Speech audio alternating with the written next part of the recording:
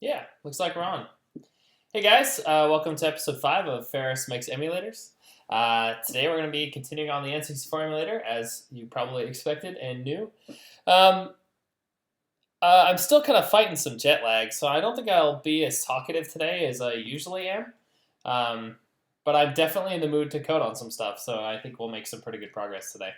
Also, I remembered my laptop charger, and it's plugged in already. So that's pretty cool. And yeah, I think we should just get started. One small thing, I did get another pull request in the last 24 hours.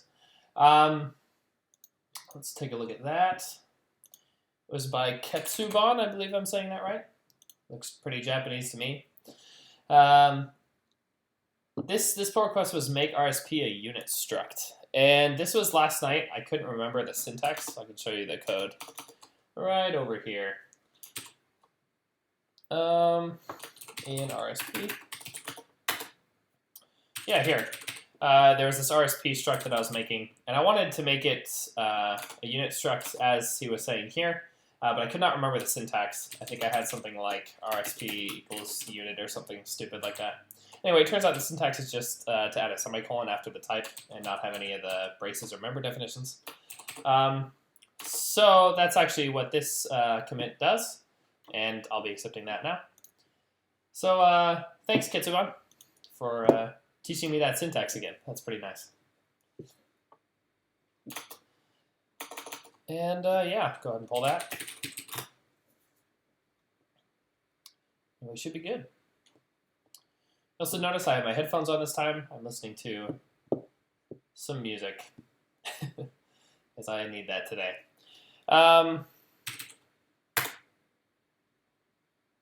Yeah. So I can't remember exactly where we left off last night, but I did actually make an effort throughout the day to not move all my windows. So I think I still have everything open from yesterday. Maybe that'll give us some clue. Okay, yeah, so now I actually remember exactly what we were doing. We stumbled upon an instruction. Get back to our disassembler. That was somewhere around here. There it is. And yeah, it was this BEQZL instruction that we encountered while trying to get through this boot ROM. And we're not entirely sure what that was.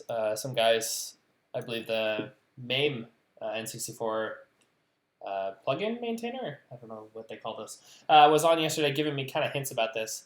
But I was pretty out of it and trying to hurry before my laptop died, so I don't exactly remember what he was telling me.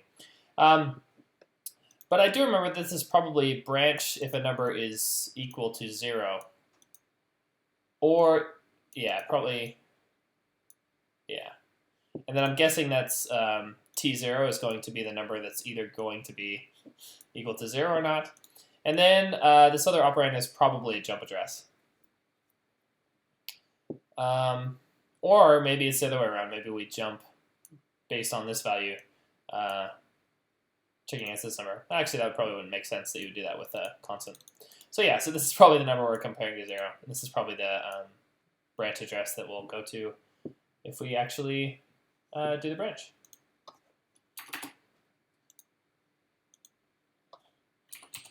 And I still could not get this base address thing to work properly last night. Oh, there it actually looked like it totally worked. Okay, that's cool. That's probably helpful. It didn't help us with this BEQZL instruction, but that's all right. Birkenfeld, hey guys.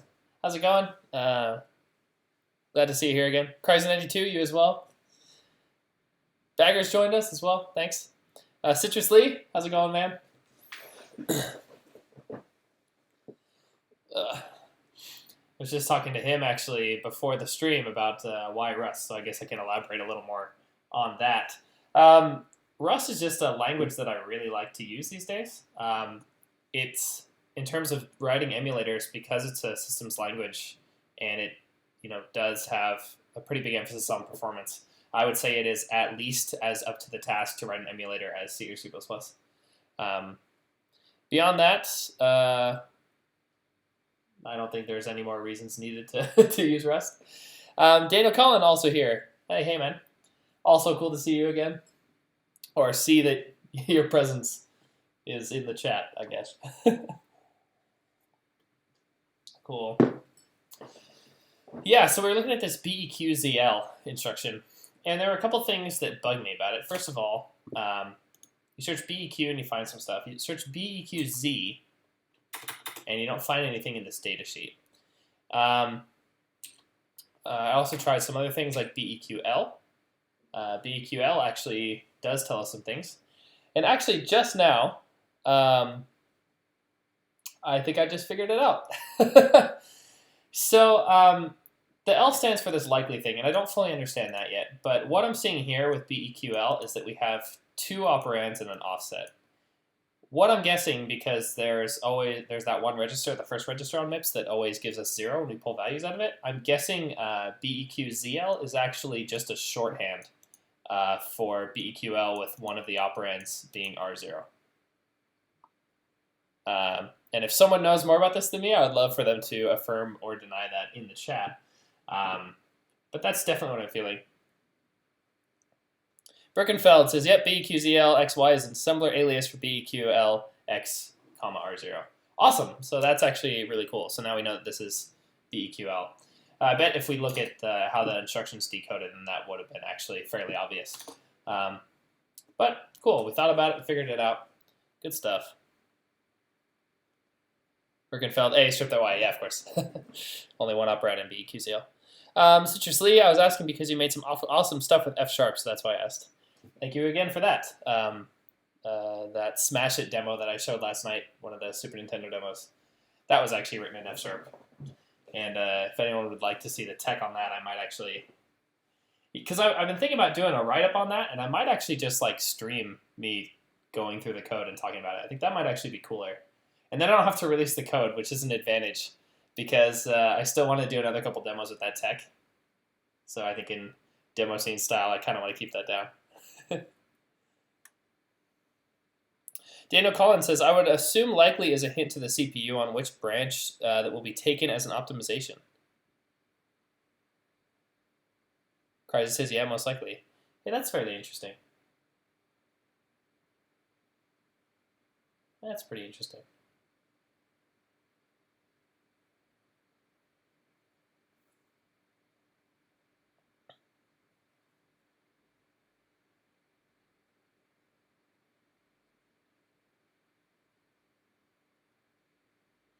Like Jeff said, maybe it would be a good idea to announce that the stream started on Twitter. I'm going to do that right now. I did forget to do that. Thanks, man. Give me 1 second.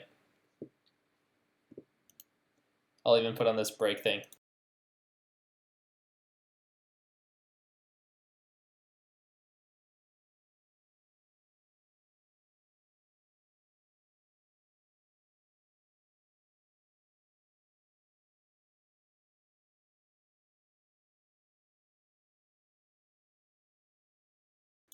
Totally didn't need to do that. I just like to. I made an overlay, so I got to use it. Birkenfeld says, yes, and it also changes the delay slot behavior. Interesting. Oh, yeah, we were talking about the delay slot stuff later. So I still, I'm actually a bit confused about that when I start thinking about it, because branch on equal likely, I guess that's just saying that that will likely actually take the branch. And that's probably, I accidentally started editing it. Oh well. I'm guessing actually the only thing that it actually does is change how the delay slot is affected. Probably based on that logic that it's more likely. It says here branches to the branch address if registers RS and RT are equal. If the branch condition is not satisfied, the instruction in the branch delay slot is discarded. And so I think that actually is the key there, because then I think if the branch is taken, we also wait, let me think, because this would have branched if the two values were equal, and in that case, the condition was satisfied, so it runs the one in the delay slot. Whereas if otherwise, it would keep going and it wouldn't run the one in the delay slot. So the way that I was kind of guessing that that would act, it kind of would just never run the instruction delay slot, because you would, if you knew that the branch was likely, you could get away with not loading up the delay slot. It's kind of what I was thinking that would work.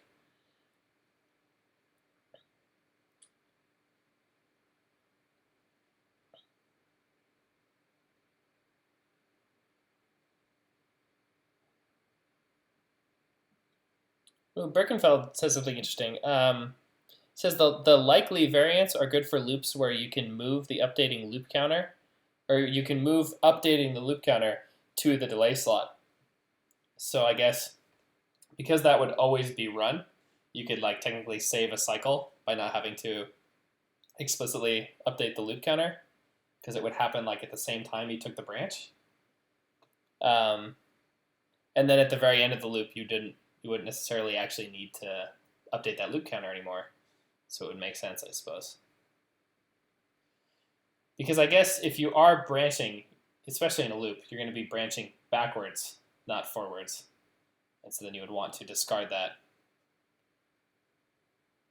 Yeah, again, you still run it every time you branch, and you don't. Yeah, when you don't branch. So, okay.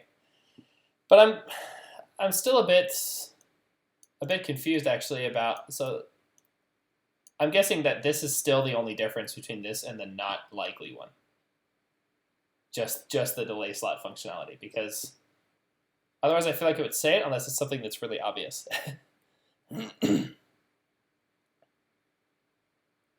Birkenfeld also says, on the other hand, some MIPS documents I've read says that the likely variants were actually deprecated later.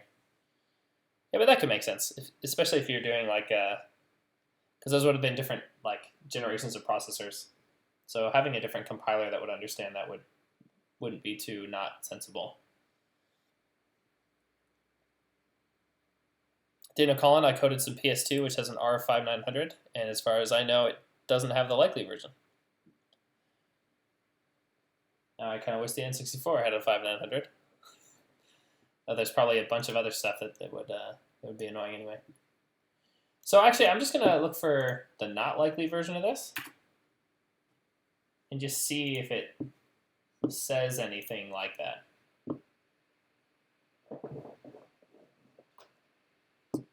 Actually, I wonder if we search delay slot, if we'll get anything interesting.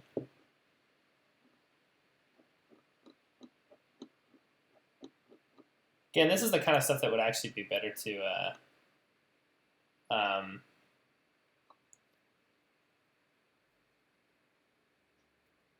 what was I going to say? What if it would actually be, sorry, this would be a good place to actually read through a book like CMIPS Run, where it's just a lot easier to find this kind of information in plain English. But actually, it looks like we found it anyway. Unfortunately, I can't show that book because I don't have broadcast rights to it as far as I know. But I'd recommend you check that out. Bergenfeld says, yeah, for implementing the instruction here, the only difference is the delay slot behavior. That's good to know. I still want to read this while I'm here. The jump and branch instructions change the flow of the program, clearly. All the jump and branch instructions generate one delay slot. The instruction immediately following a jump or branch instruction, i.e. the instruction in the delay slot, is executed while the first instruction at the destination is fetched from memory. Instructions involving link, blah, blah, blah, will also store the return address in R31. Yep. So they all have delay slots. And then I guess the likely one just doesn't do the delay slot execution when it branches. Or sorry, when it doesn't branch actually. This feels so backwards to me. But that's what it seems to be. Yeah, because based on this sets the precedent of how the delay slot will work. And then from what we saw in BEQL, where it just basically said the special case that delay slot wouldn't actually do that, I think that's enough information to conclude that that's going to be the only difference. What that means is that we're probably actually going to have to start implementing the delay slot. But that might be fun. And because there's certain parts about, not being cycle accurate that I'm kind of taking advantage of, that should actually be fairly easy to do. So I think this will be all right. Let's go back to the EQL, because this is actually the instruction we're going to be implementing. And we'll do that. I think all of these BEQ ones here in the, or here's what we want. Wanted this view. Keep around my windows a bit. Sorry if I cover up too much with my overlays. I'll know if it's okay in a second. The stream delay catches up. Oh, there we go. Yeah, this is all right. Yeah. So I'm kind of still trying to keep these in like the same order that they come in from the data sheet. We should put that here.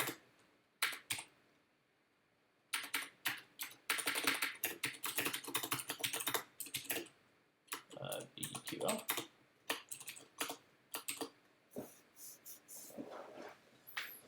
And we had RS and RT, which I believe we had up here. Yeah, already have that stuff decoded, which is nice.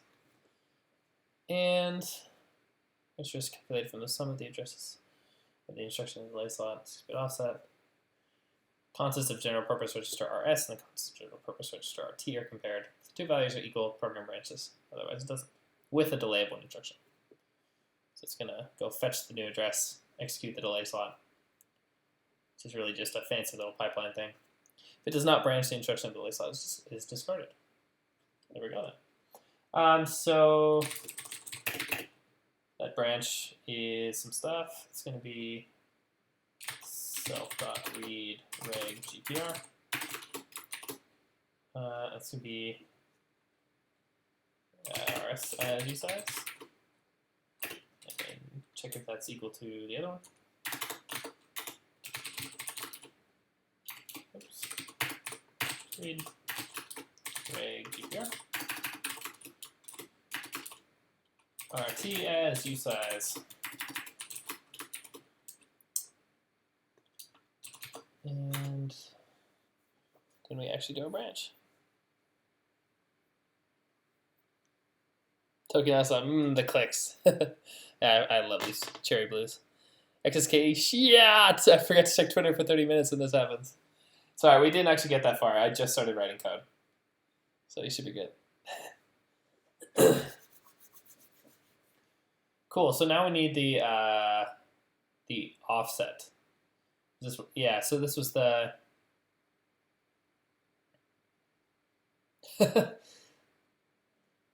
The 16-bit offset is going to be shifted left 2 bits and then sign extended.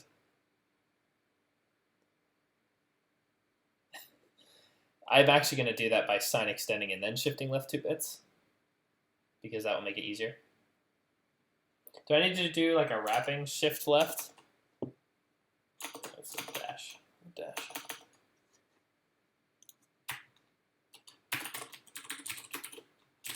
Yeah, there is one, so that would make sense that I have to do that. Because otherwise, if we do a sign extend and then we shift left, we'll get a panic if it overflows. And we don't want that to happen. So we'll do a wrapping one. Or, yeah, removes higher order bits. I actually think wrapping shift left is a really bad name for this. It should be like overflowing shift left. Because, or maybe that is in, encoding is in shift left. Because when I read the word wrapping, I think like rotate left. Anyway, too much assembler.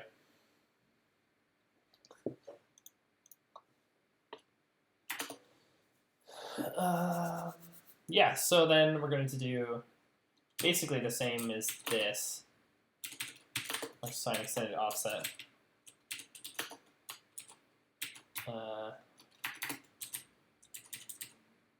Gonna sign extend, and then I want to shift left here. Wrapping shift left 2. I'll make this knock on the next line. Yeah, we actually don't have to calculate that if we don't branch anyway. So let's actually just do this. Because we actually have all the information here.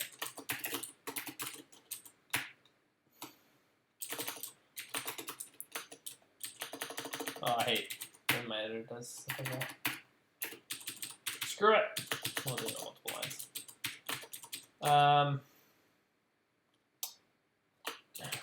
There's gonna be a lot of little times where I just say screw it with the editor and don't feel like fixing it on stream.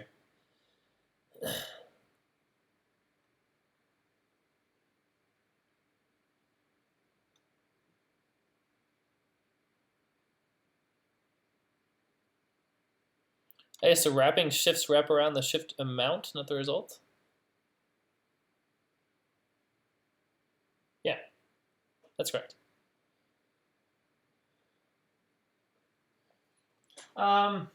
Yeah, so we have the offset, and then we add that to the PC, or we don't. Yeah, because this is doing the branch here. So self.pc dot wrapping add sign extended offset is how you do that. Oh yeah, and self.pc is that. And that should do that for that part. Then we want to do the delay slot.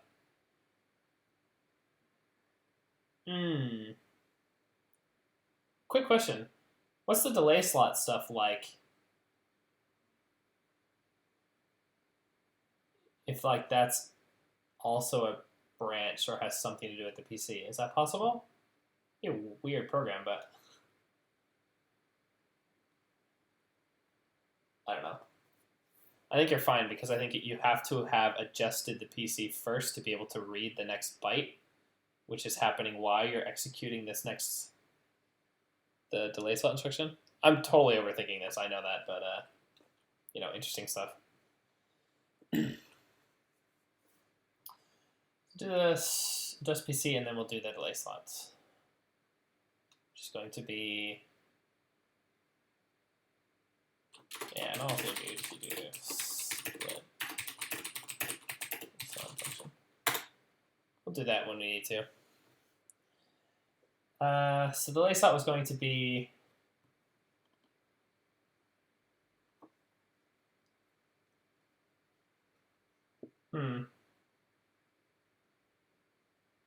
I guess we just do self.run instruction again.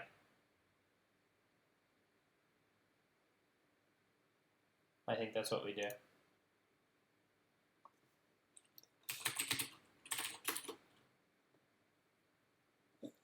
Graphene Punk got your charger today. Did I call him? Yes, he does. Yeah, I packed it up like 2 hours before I left work. I didn't dare leave it again.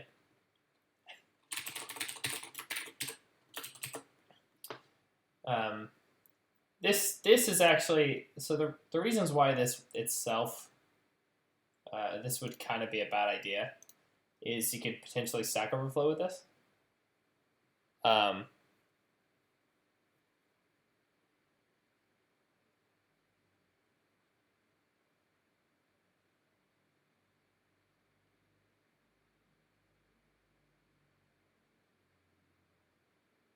Ep.005 says wait, so 255 as you wait, dot wrapping shift left 255.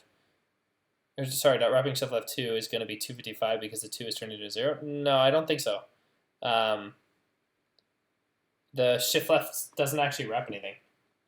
I was just saying it. I didn't like the name because it made me think of rotate left.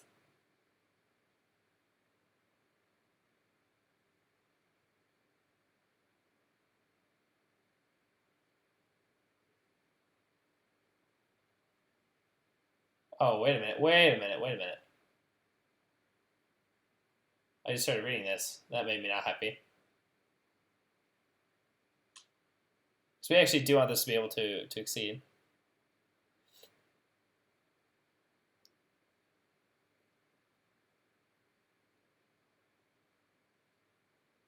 Would cause the shift to exceed it. Okay, let's do, what's that called?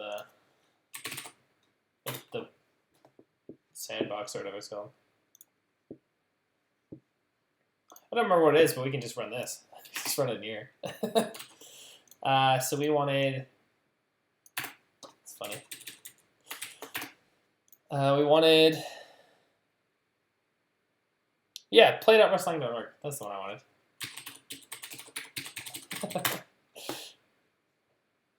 See that. This is really useful if you just want to do like a little throwaway program. So like let's do x is 255, and this is going to be a U8. And we want to print this number, and it's going to be x dot wrapping shift left 2, right? 252. That's correct, isn't it? Yeah, it is, because we end up removing the bits on the right side when we shift left like that. Next K, you can just type 225 U8. Cool, I didn't realize you could do number literals like that. Nice, thanks. Yeah, so this means it's acting how I expected. And quite frankly, I thought the thing in the docs was a bit confusing, actually. But it does act how we want it to. So that's good. Yeah, so using self.run instruction here to do the delay slot is potentially dangerous because it means that there are cases where a program could cause us to stack overflow, whereas that wouldn't actually be correct. And Ep.005 don't ever listen to me. Actually, this was helpful because I don't know, I learned something. Yeah, so this is going to be dangerous if we do a stack overflow. And actually, like, this is the kind of stuff that gives you security risks in your emulator. Because you never know, yeah, what the running environment's going to do with a stack overflow. Bergenfeld's trying to give me a hint. You'll need an I'm in a delay slot already flag anyway later. Yeah. What I think I'm going to do, though, is just to keep this simple. I'm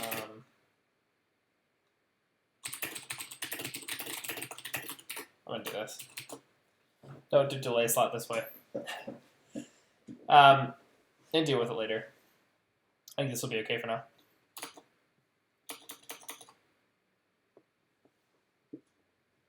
F-note says if you want rotation, there are rotate left, rotate right methods. Good to know. Not we're after this time, but that's good to know. I was just worried that I just thought the wrapping shift left was a bad name because it made me think of rotate left. That was the only thing. Move over this window. My overlay is not covering the stuff. I didn't like offset here, probably because it's not. So yeah, it's immediate. I renamed that in the last one. I kind of liked that.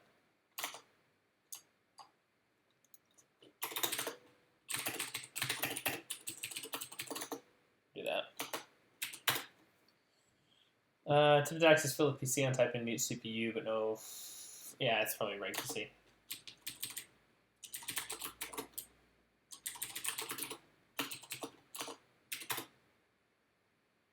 Bam! Oh, hey, we're running in a loop. Haha, that's pretty sick, actually. That always excites me the first time. All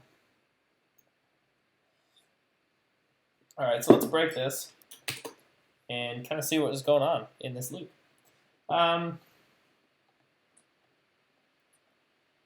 We totally should have been printing the instructions as we were running them.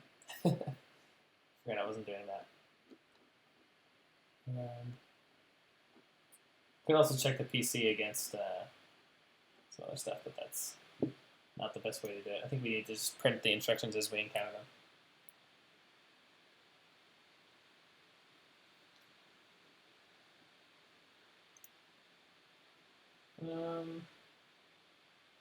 Yeah.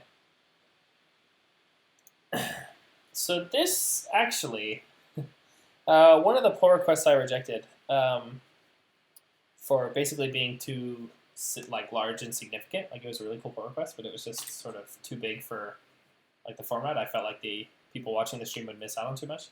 One of those pull requests was actually by Birkenfeld, and sorry, I'm getting distracted by the chat. One of the things that it did was it actually made a new type for instruction over U32, and it handled a lot of the decoding and everything in there, and it also gave like pretty printing for what the instruction actually was, and so there was some cool stuff in there. In this case, it would actually be nice to be able to disassemble instructions on the fly, because now that we're actually have a loop like this, it's not always going to be directly obvious. Where the instruction was, especially if we just print instruction words. So I'm kind of thinking about going in that direction, even though we're going to spend a lot of time on it now instead of running more code. I think now that we've hit this loop, that's going to be a really useful tool to move forward. XSKE, you might want to print it in a compact form like this. Oh yeah, just pre-printing in a different form for the CPU state is what his link was. So my guess is that it actually won't be that pretty with the amount of state that we actually have. Like this is AXYP and then the cycles. This looks to me jump in LDX. Yeah, so you just sent me a bunch of 6502 code.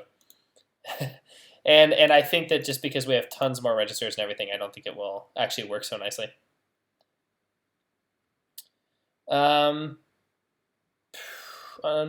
it. What emulator do you make here? Working on N64. It says so on my overlay. Is that up that direction?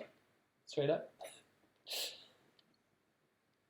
Yeah, Dino Colin, you have tons more registers here though. Yeah, that's what I think the problem is, because we have, if we had 5 or 6 like 8-bit registers, then that makes sense. But we don't. We actually have all these registers, and some of these registers where it's like, oh yeah, they're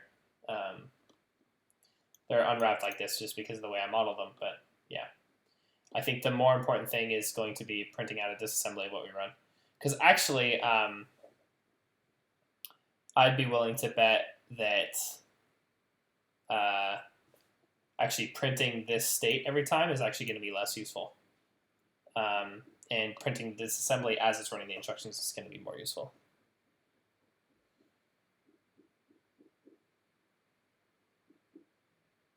Birkenfeld, I'd only print the registers that are read and written for an instruction. Yeah, that's a pretty good idea.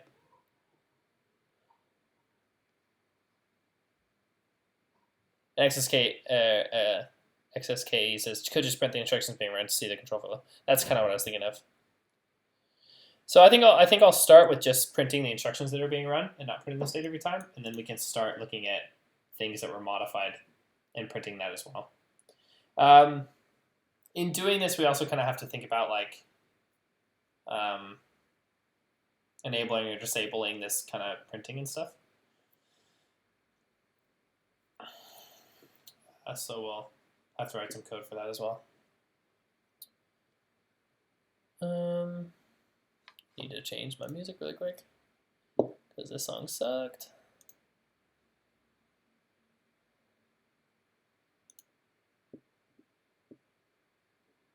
If you're wondering what I'm listening to, it's basically a lot of Camellia, P-Light, I don't know, a lot of J-Core stuff. I like to listen to stuff in my code. Okay. So let's do this. Let's actually start modeling the instructions. So again, what I kind of don't like about that approach, just to sort of list upsides and downsides, one of the things is that the actual what the instructions do and all their decoding and all of that stuff is all in one place right now, and that's actually kind of nice for when we add instructions. Of course, the downside being that it's if we're going to add more disassembly and all that stuff, then we really want to split it out because we have more pieces to worry about. Yeah, but I guess you could argue that the instruction module that we're going to build now is all about actually what the instructions, how they're built and what they mean, and then you could argue that this code then is the emulator's attempt at interpreting those instructions. So I don't know, just sharing some thoughts. Graphene Punk, those Elix SNES demos were pretty cool. Thank you very much. That was the last. Those were basically 2014 for me. Doing those, because you just have to do a lot of tech. a surprisingly amount of text just because people haven't done those tools. Someday I'll open source at least the tracker that me and Citrix were working on. I don't work on it so much anymore these days, but I hit it from time to time. Actually rewriting a lot of that in Rust to make it, easier to make it cross-platform and easier to make like the core data model and everything like really extensible. It's one of those tools that like if you're making a tracker, you could do it really kind of shitty and get something to work, and people will still be happy if you release it. But I kind of like software architecture and spending a lot of time getting those details right. So take my time. Briggenfeld says later on you'll also want to generalize away a lot of code anyway. And it gives me an example, like add in some code that it's going to be hard for me to read aloud. Actually, if you guys are curious, Birkenfeld has a really cool fork of this repo. I was digging through some of the code today. It's quite nice.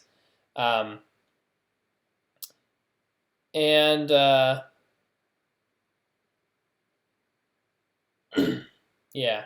Anyway, my point is that if you want to check out what this project could be if I wasn't streaming it and accepting pull requests and making it like a really awesome emulator as fast as I could, check out his repo because he's actually made a lot more progress than we have on stream, but it's really cool. He says, "Oh, you found me out." That wasn't that tough. It was, yeah. But yeah, it's a cool repo, so I would recommend checking that out. I'll be stealing some ways of doing things from there, I think, in the future, because there's good stuff. But again, this project is gonna just naturally move slower because I'm streaming everything. That's just the way it is. Really cool to see his evolve though. F note: I've been wanting to write a tracker myself, but never got around to it. It's actually a really fun project to do. Like I said yesterday, the reason I did that SNES audio unit emulator was actually to build the tracker on top of that. And then that was actually really fun because I wrote the SNES APU modularly. So the audio, I'm totally going on a tangent, that's okay. The audio unit of the SNES actually has a CPU, its own RAM, and its own DSP chip. And then it has like a 4 register bus that you communicate back and forth with. And so if you model all those parts separately, oh, by the way, hi, Norm. If you model all those parts separately, then you can actually just reuse the parts individually. So like I only took the DSP part, and then I drove that from the tracker in like C++. And then I also have a second assembly driver that does all the stuff when it actually runs on the SNES. But there's just really nice advantages to writing emulators that are supposed to be modular and where you can actually reuse those components. So that's pretty cool. And also when I moved it to Rust, I also made a lot of improvements to it. Like I went through and I implemented the Gaussian filtering. And also, if anyone would happen to know this, Blarg's emulator for the SNES audio code is sort of regarded as like the most accurate ever and the best. And it's definitely accurate, but like the sound is really harsh on some of it. And I looked into that a bit, and I found out that his Gaussian kernel that he was using to change the sound, or to filter the sound, used 512 bins, or like a 512 number wide, a Gaussian kernel of size 512. It was actually 1024 because it was half the kernel. And in mine, I actually was able to double the size of the kernel and make it sound a lot better. And I'm wondering if he did a kernel at that size because that was closer to what the hardware was doing, which I have a feeling it wasn't, quite frankly, but I might not know better. So I'm kind of wondering if that's the case. Might just email the guy and ask, but it's pretty interesting. Anyway, it was definitely not like any speed penalty for me doing that, but there may have been in like 2005 when he was working on his. So I kind of have a feeling that was a speed optimization. Anyway, fun stuff. Really fun stuff. That tracker is written in Qt, by the way, the one I was working on. Or, C++ with Qt. That's also why when I did the debugger for the SNES audio unit, I used Qt for the front end, while I had Rust as the back end, because that was kind of the pilot project for trying to do that. That same architecture is being brought to the SNES tracker. Cool stuff. Yes, focus, Jake. All right. I'm going to put this outside the CPU module. not wrong.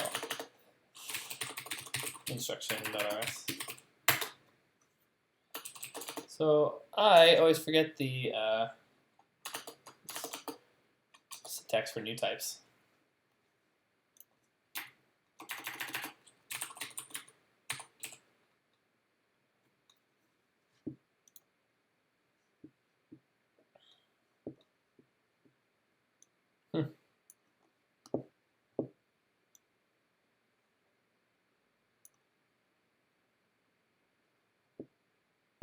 Oh, I gotcha. Nice.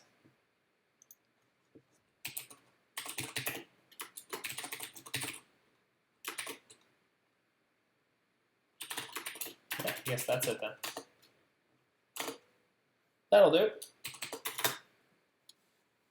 Oh. Yeah, so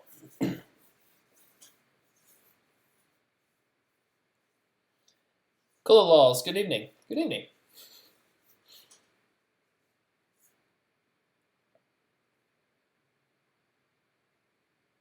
Bergenfeld, your fork is the first hit on Rust 764 on DuckDuckGo for me. That's funny.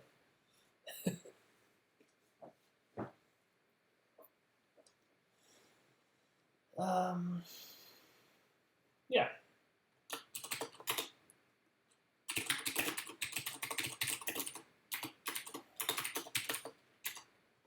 By the way, let's look at dash on this. You actually instantiate these. How does that look?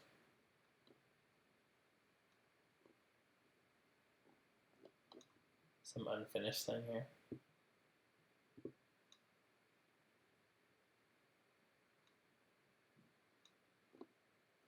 I'm guessing you just like write the name of the struct and then parens and then have the value in there when you instantiate it.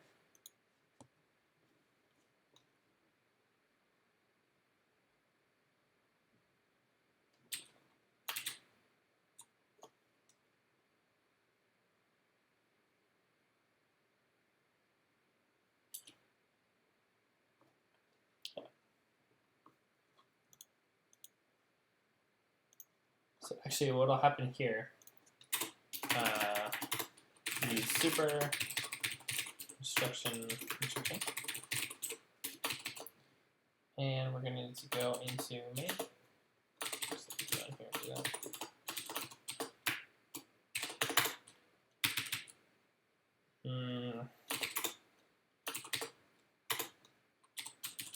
Here.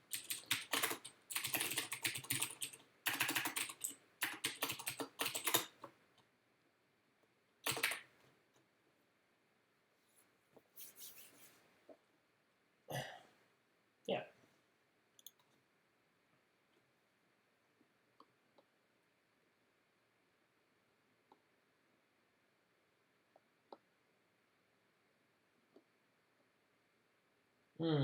One thing I'm going to do right now, typically like this in the code style. I hadn't noticed this when I accepted the pull request for this debug thing. I like to have implementations for specific traits after this, just like specific things on the type.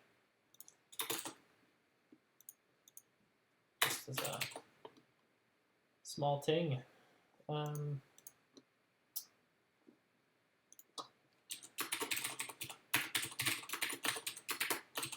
There we go.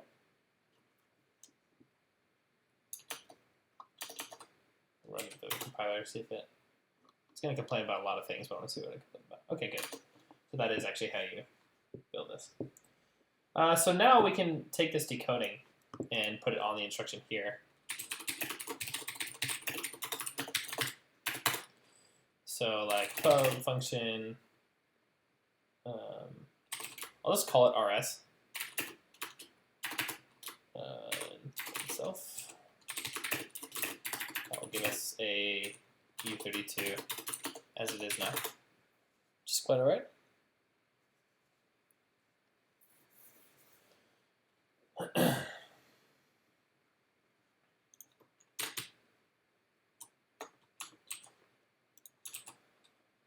Nice. Code function RT.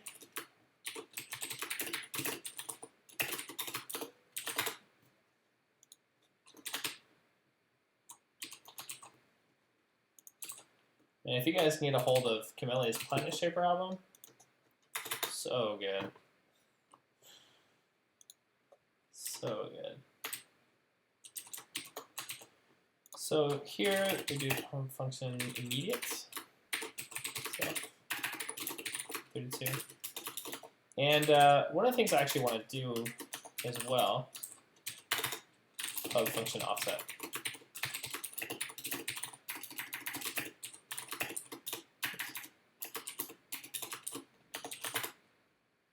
Self.immediate. Because we're using that a lot.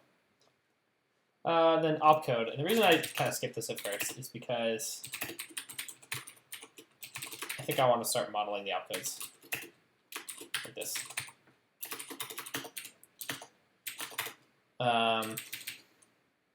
So let's do that. I actually want to put this down here. So it'll be big. Or actually, let's put that in a different module. That'll probably be better.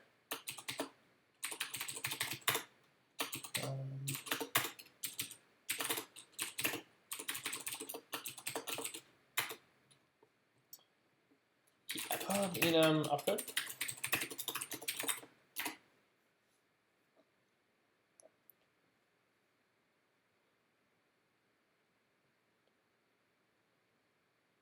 Graphene Punk, I discovered Hierophante. They're pretty good. Might check that out. Ashmedai, shit, forgot it again. This is the time to change the screw in my brain. Hey, good to see you, though. Ashmedai waves at Birkenfeld, Dana, Colin, and me. I'll wave back. Cool. Yeah, so let's actually put some of these opcodes in here.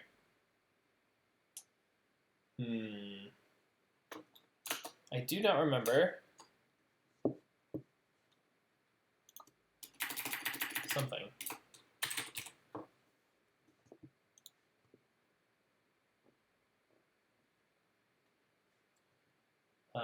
I can't remember the term for it, but when you have an enum and you have like a specified type that the enum's going to be backed by, and you can have specific values that these are supposed to be represented as. Someone in the chat probably knows. You guys all know Rust better than I do.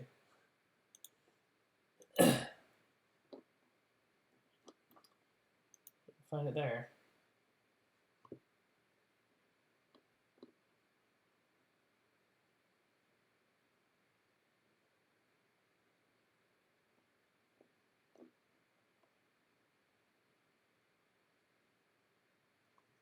There we go.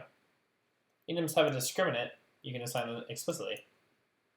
If discriminant is assigned, they start 0 out of 1 in order, so that they become a jump table. That's the implied text there.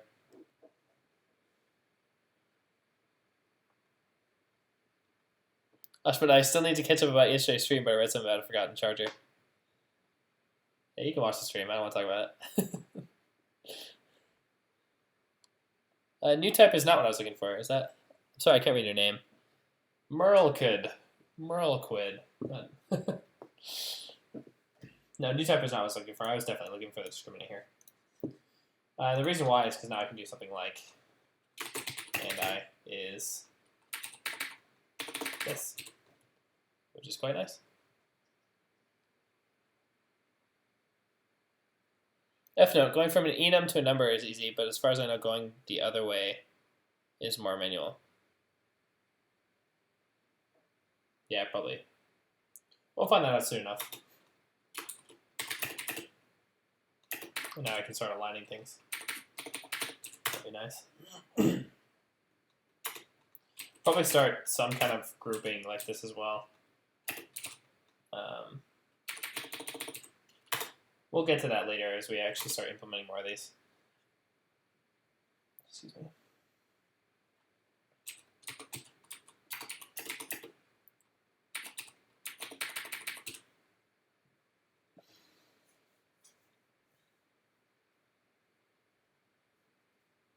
Birkenfeld, yeah, there's some crit or other that makes it more bearable. Most likely.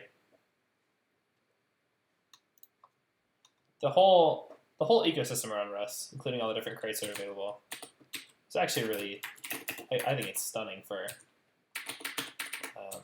how new the language is, and to some degree how weird the language is, if you know what I mean.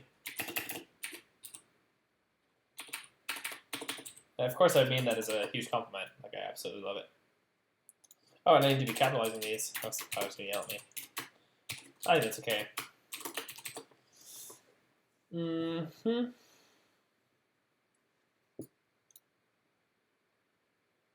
Cool. So we'll do a to-do here. And what's these? Or well, copy this out.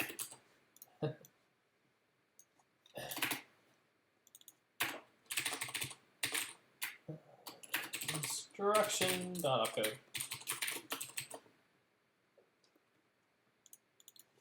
And that makes this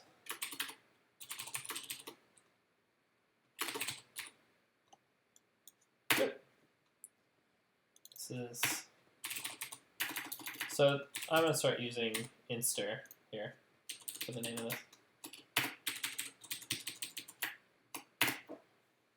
It's not really going to be ambiguous with anything. Inster dot immediate. That's what that was.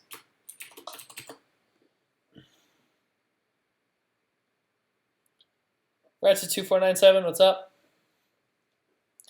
How you doing, Doritos? What's up, bro? I'm Chomsky. Okay, another thing that I actually want to do is I'm seeing these. I want these to be inlined. It's going to be probably a premature optimization, but I just want to do that. I believe to do that, it's just marking it inline. Look that up.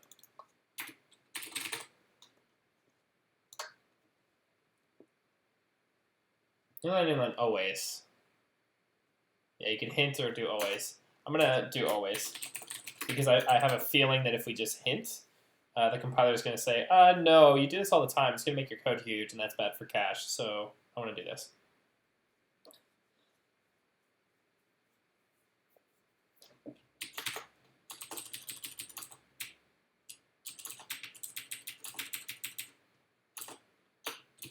Okay, good stuff.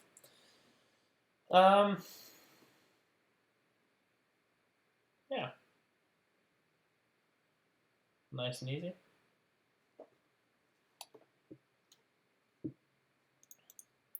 So yeah, this is the part where I guess I need that crate, because like in order to get from the opcode to this opcode here, I could either match on all these, but that'd just be really stupid, because that means first of all I have this encoding in 2 places, and second of all it would be a lot of extra work. So I'm guessing that there's definitely going to be a crate for this. Ep.005 and Colin are both saying that it's actually probably okay to not have always here. Good to know, but I'm going to leave it, because I just don't think it'll hurt to say that.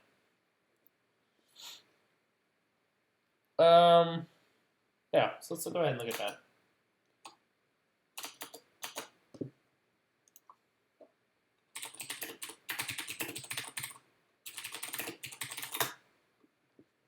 Rust enum determinate crate.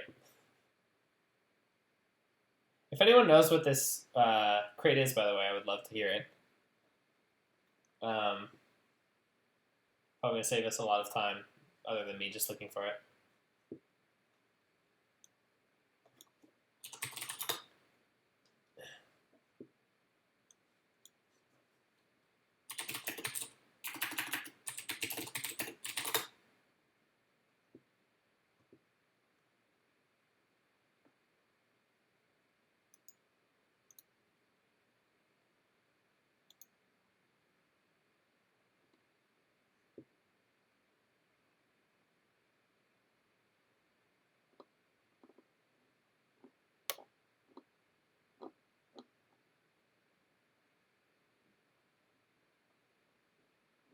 Oh, wait a minute.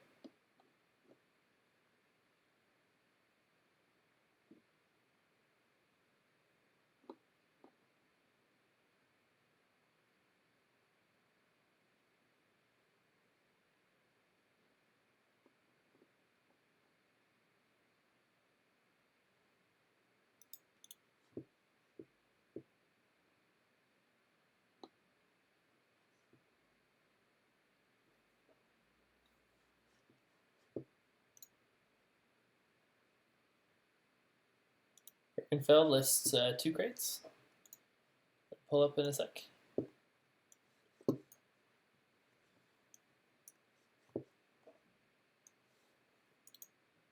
Oops.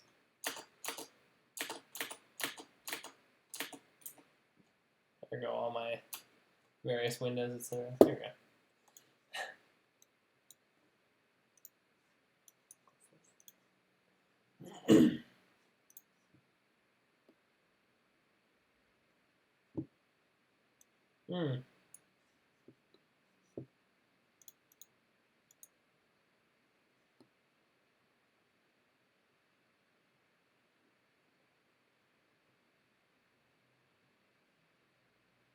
Gotcha.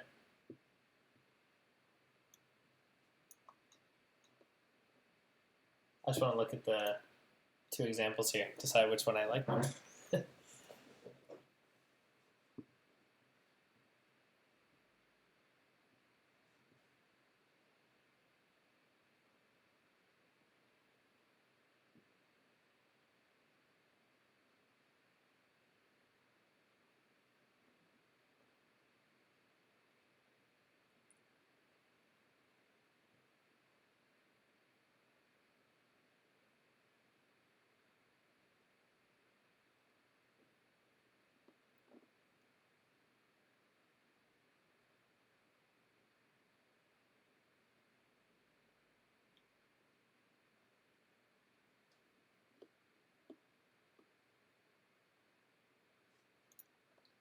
What happens if I call this on something that's not valid? Maybe this one.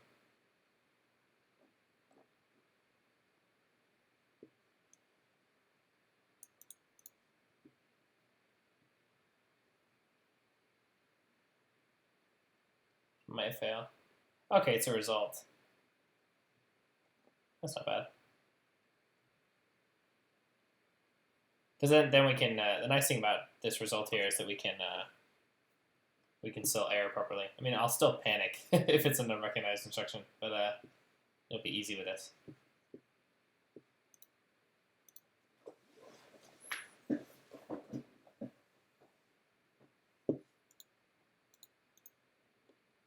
And this one will do the same, I'm sure.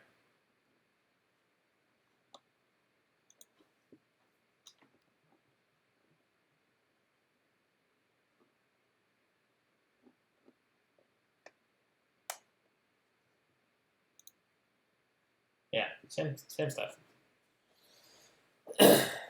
Yeah, I'm actually gonna go with the one on the left because it returns an option, where the one on the right is going to return an error, which is going to be some random type, and I don't feel like that will add much.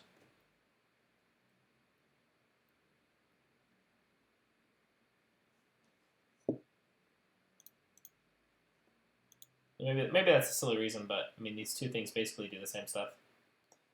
On the other hand, I think this enum from primitive thing is a bit ugly, but I think it'll be quite okay. Yeah, so thanks, Birkenfeld. I think I will go with the enum primitive RS. I'm guessing this is going to be on crates.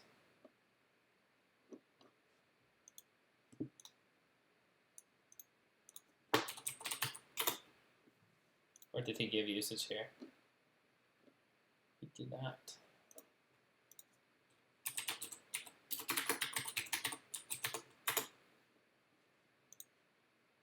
Yeah, this is probably the one. I doubt it's changed much. Oh wait, I bet. I remember, Birkenfeld actually gave me the cargo link first. That's fine. Great link. Cool. Let's go ahead and use this then. Birkenfeld, nice. Unfortunately, I gotta leave. Bye and see you tomorrow on YouTube. Yeah, have fun seeing me on YouTube.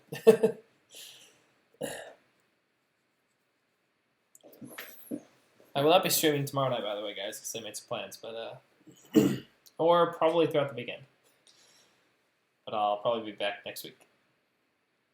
And we still got a couple hours here for this session, probably.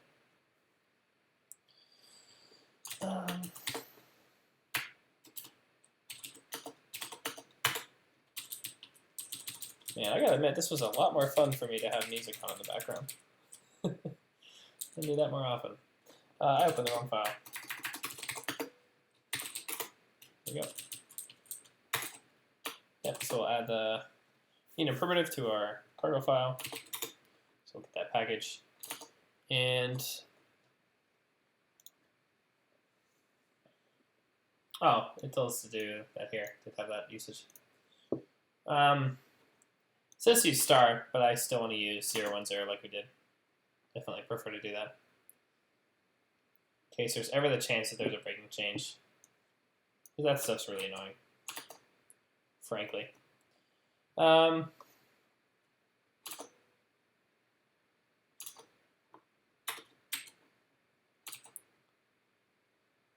I also like to have these on different lines. Little things. And then here we're going to use super, I believe.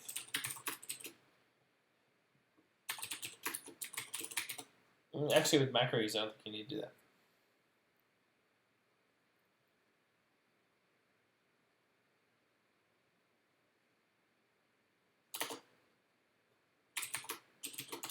Find out.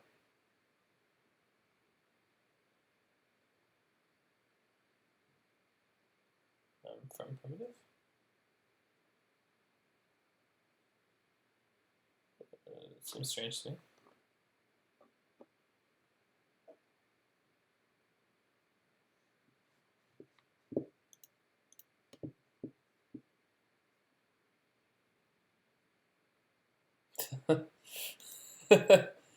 Interestingly, you said you just conjured Satan because I have 666 views now.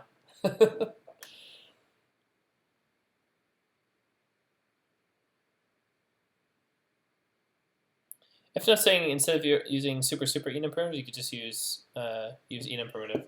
Is that because it's I guess it's just because it's an external crate, which is useful. A lot of those tiny things that I just always mess up.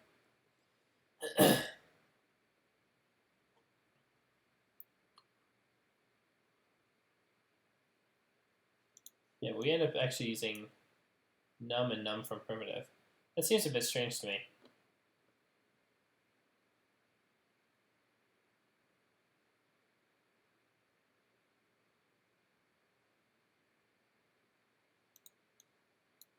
Let's just see what happens.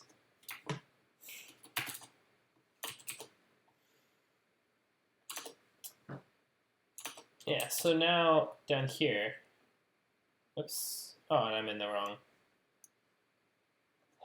man, that's silly. I wanted to use this, use super opcode. Super opcode, there you go.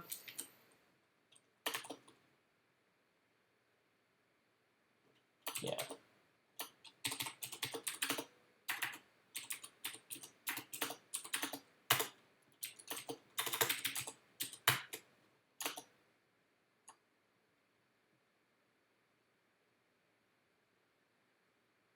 Use takes path relative from crates root. Are you sure about that? Because I'm pretty sure it takes path relative from your current module. Maybe it tries to resolve both ways. But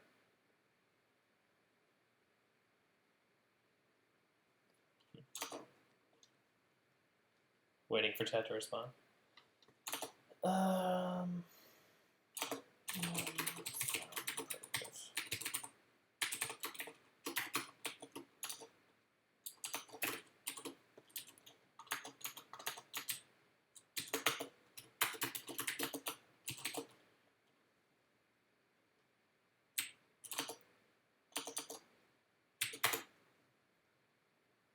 There may be lots of errors that come up, but I just want to see. So the few ones are going to help me out in figuring out the syntax and everything here. Can't find crate for num. Kind of what I thought. It's a bit weird that they gave us this example like this.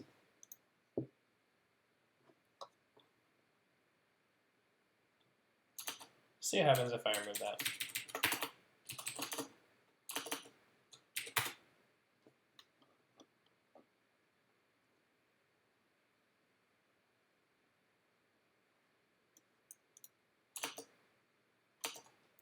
That's probably here.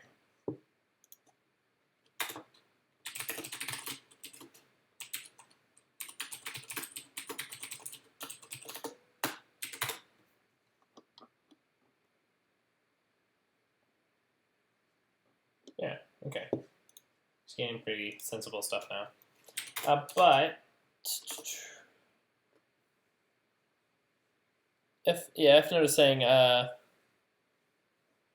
I'm sure it only takes it from the crate root. You need self in the path if you want it from the current module. Oh, okay. That's good to know. F note num is a crate on crates.io. Yeah, I'm aware of that, but it's like, do I actually need to pull that in as well, just to use this, or is that just part of the example? Is kind of what I misunderstood. Just because it had from primitive here. But yeah, probably overthinking things.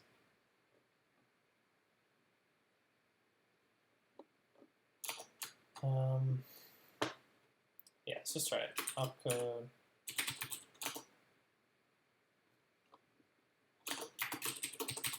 From U32. That's self.0 to get that out.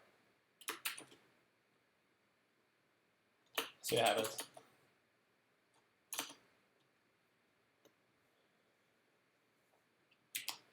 And of course we need to match this. Or actually we'll do rep or.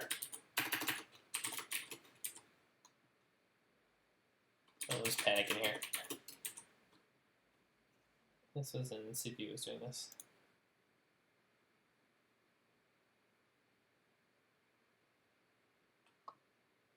Oh yeah, this will be okay.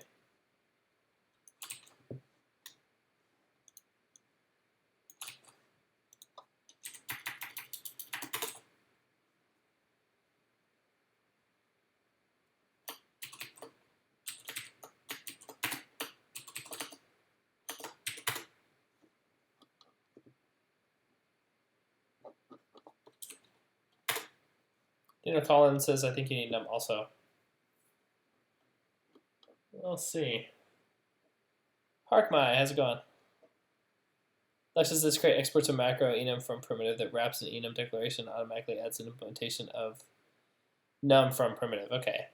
Yes, you probably do then.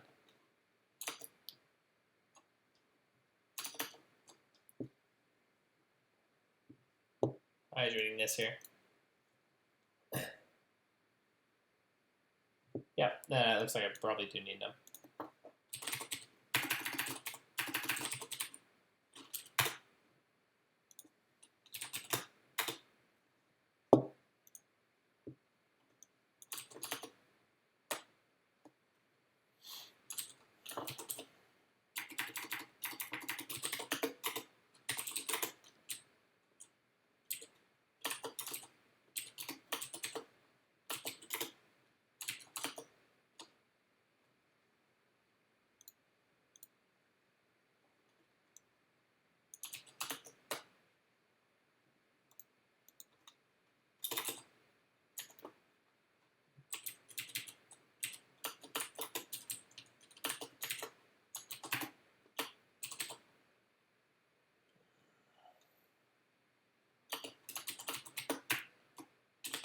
There we go.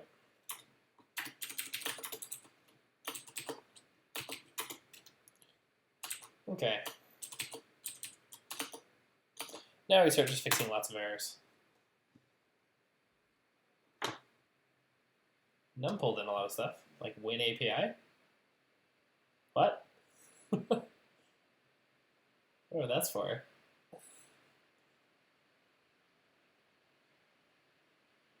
Especially since I'm on OS X. T Marcel says hi. How's it going?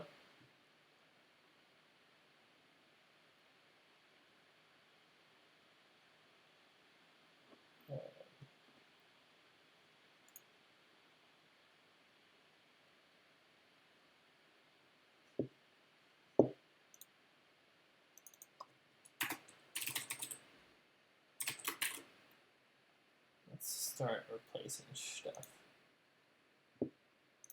Also, I want to swap all these opcodes.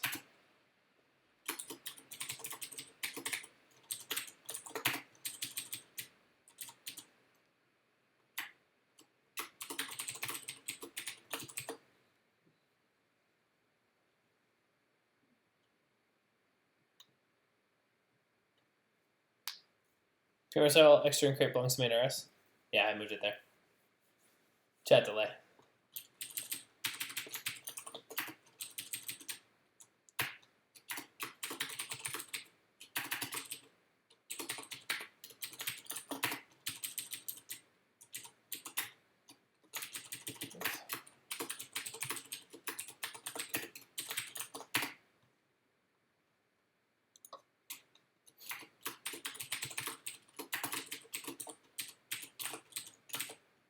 Whoa.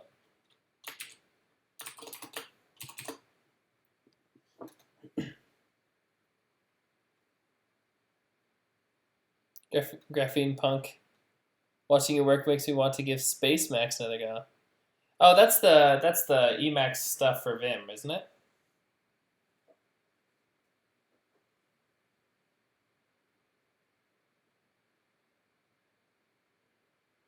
RTC69?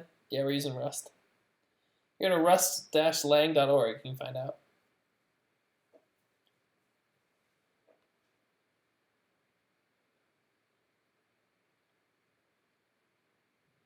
FNet is also saying that I could, fully qualify opcode stuff, so I don't have to type opcode like this over and over again. Yeah, I think I'll do that. That's stuff I actually sometimes really don't like to do, but it's going to make it prettier in this case. I definitely have a habit of not doing that at first, especially because I pull in like a lot of enums from a lot of places, then I really prefer to not do this. But in this case, because if you read this, it's matched the opcode on these different names. That's actually pretty nice.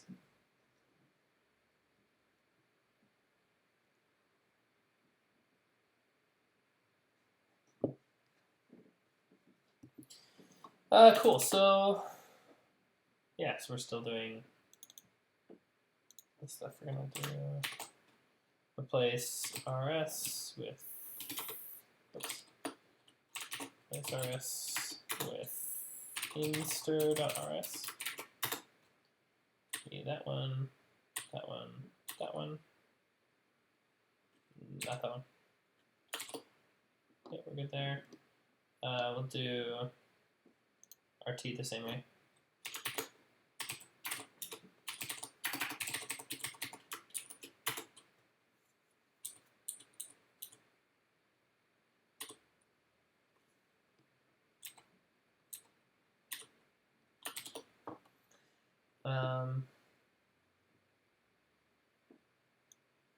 Don't need this.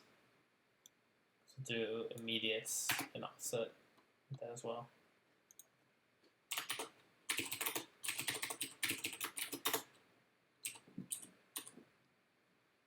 And offset.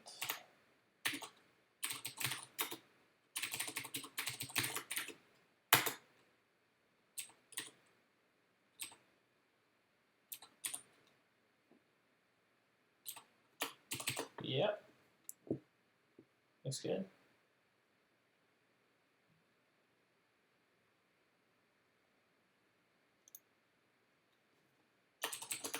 Okay.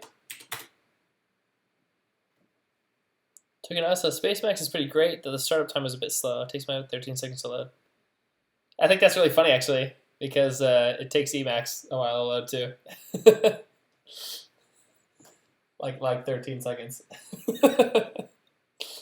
So it's that just means they emulated it correctly. Oh, that's funny. Do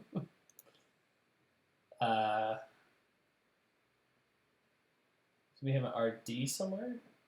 Where was that?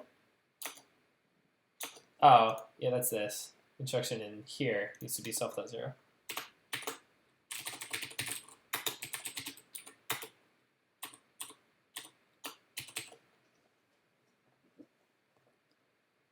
Graphene Punk, well, to be fair, it's an operating system.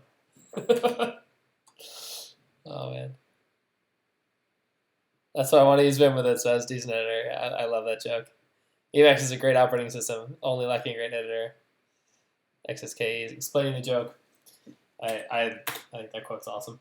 From someone who absolutely loves to work in Emacs. That quote is so true.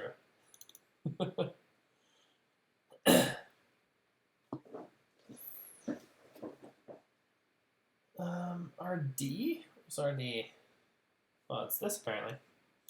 Let's go ahead and add one of these for that.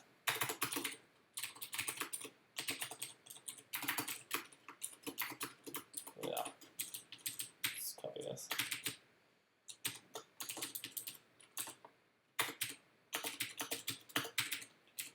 That was RD. Shift right 11 and 5 bits.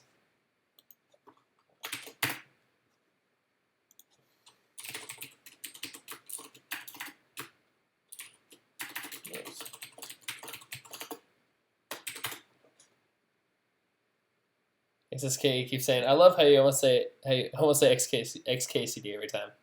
I love XKCD.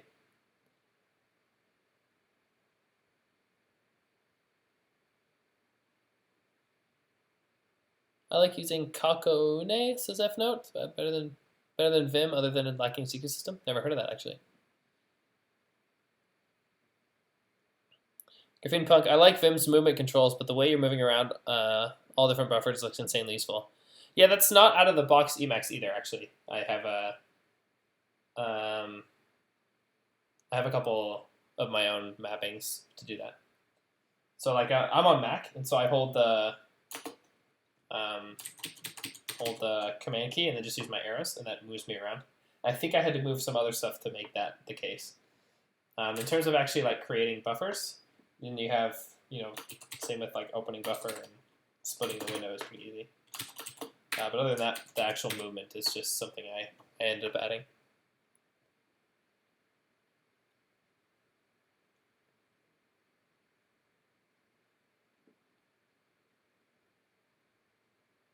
Coco Lols, I actually managed to create a bug at work today by accidentally making Vim lowercase JavaScript object.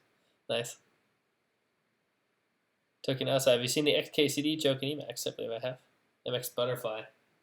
Tell me that actually works. Do you really want to unleash the powers of the butterfly?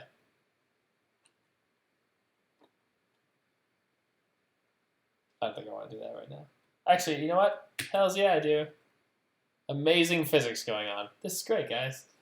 Successfully flipped 1 bit, it says. I've never seen this before. I'll try to interact with it. I guess that's all it did. Pretty cool. Beggars, wind move is also nice for that. I believe that's actually how I did that. I think that is wind move. Bindings are wind move.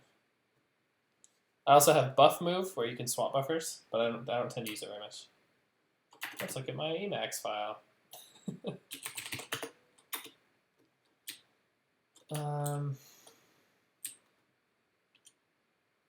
Yeah. This is all it was. This is wind move. And then I just use the default bindings, except I do, here.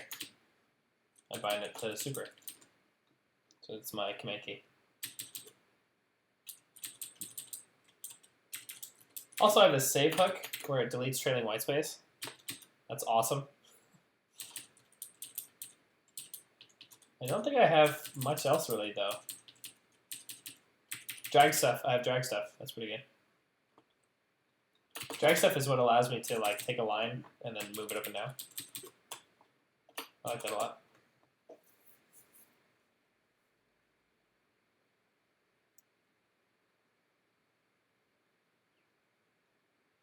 Bagger says ace jump is also sex, but I haven't gotten into that muscle, or haven't gotten into muscle memory yet. You should show me that soon.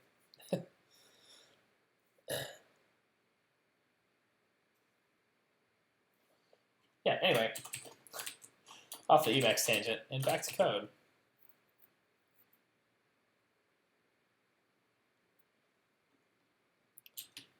Where were we?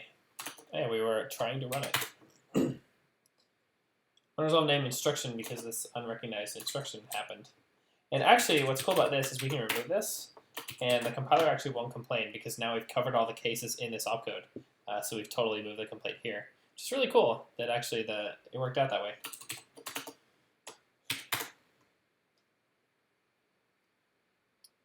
And now this name is unresolved. Awesome. Love that 0, of course. Type instruction is private. That's correct. Cannot invoke tuple constructor with private fields. So we make this pub. Or we make a constructor, but I think that's okay.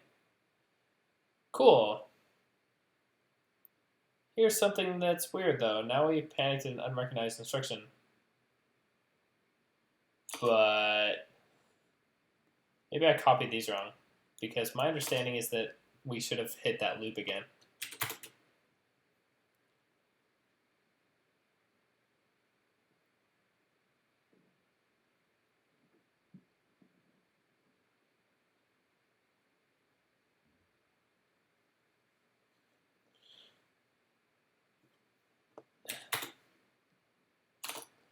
Yeah, so I'm actually gonna hit up the datasheet here, or actually, let's look at the our existing code and see where I messed that up.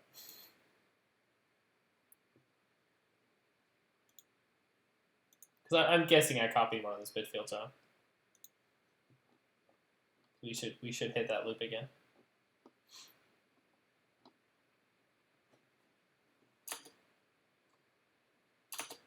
So and I 001100, yeah. Or I 001101, yeah. Louis 001111, MTC 0, 010000. EQL is one of the new ones. So LW is 100011. Yeah, and then BQL should be in our datasheet still. 010100. 010100. That's weird, because that seems to be correct.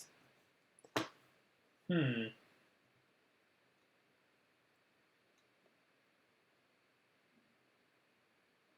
a bit unnerving.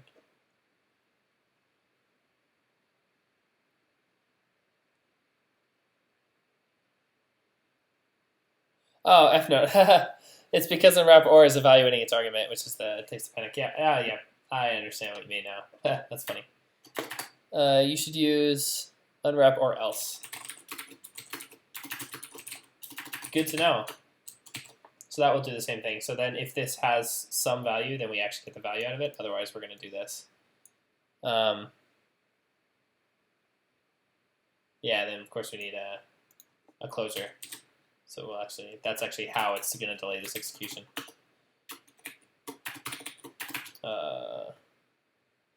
Lost that key on my keyboard. New school evening. Good to see you.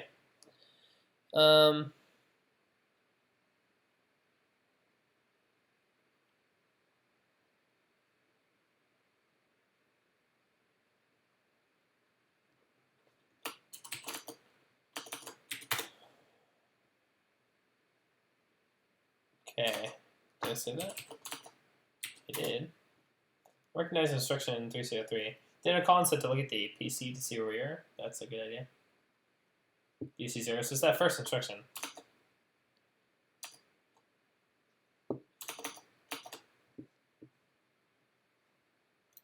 Should have been anyway. 3C093400, which is what we are hitting. So that was Louis.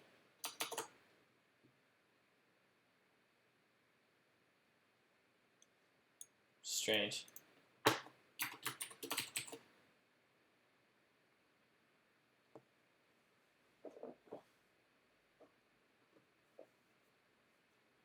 Graphene Punk, wasn't that the BEQZL you did yesterday? I didn't actually do it. I did it earlier today. I didn't actually get to it yesterday.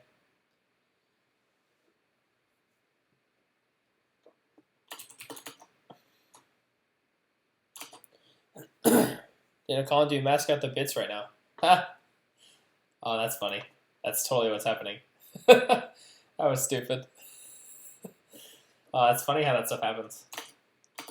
It's so easy to miss stuff like that. That right there is why people don't show actual programming on like CSI and stuff.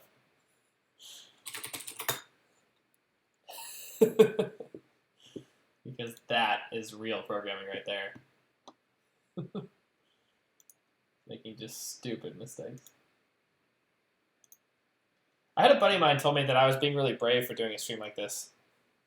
And like for reasons like that. I don't think it's at all bravery. I just think it's the realization that like everyone kind of sucks at coding, even the people who are really good kind of suck.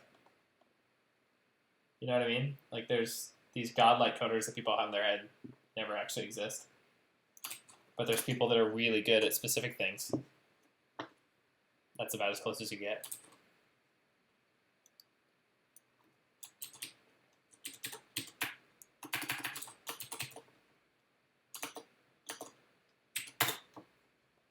Yes, now we're back to our loop.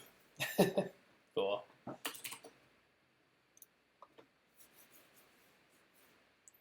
right, I'm gonna start committing this stuff.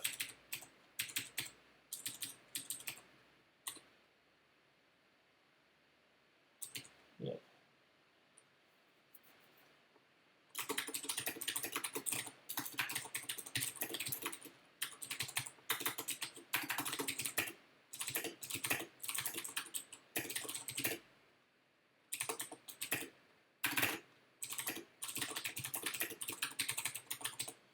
And again, my commit messages, especially early on, are going to be a little bit crap, or subpar, I guess, because we're like when projects are this early and sort of this fluid, you do so many things all the time, and we're just going to be moving stuff around a lot. So like, just gonna do this.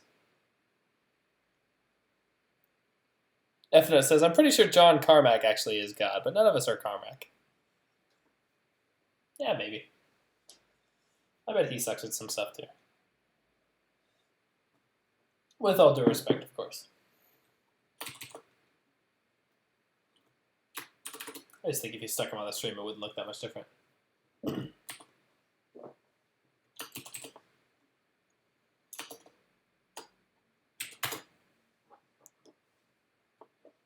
Cool. So yeah, so now we're actually going to look at some like disassembly stuff for this. Not really sure how that's going to look. But what I'm going to do is I'm going to take like a 10-minute break. Yeah, 10-minute break. So I'll be back at 2040 CET.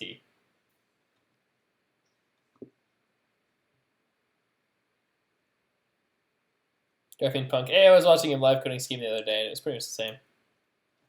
There you go. All right, I'll be right back, guys.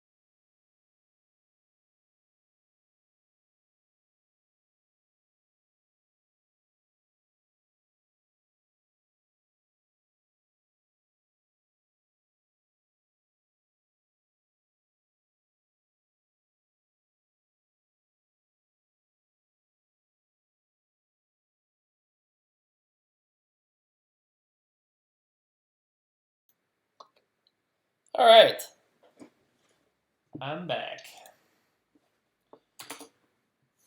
and we were gonna do some stuff. I think I was gonna look at Disassembly now. Just catching up on some chat discussion.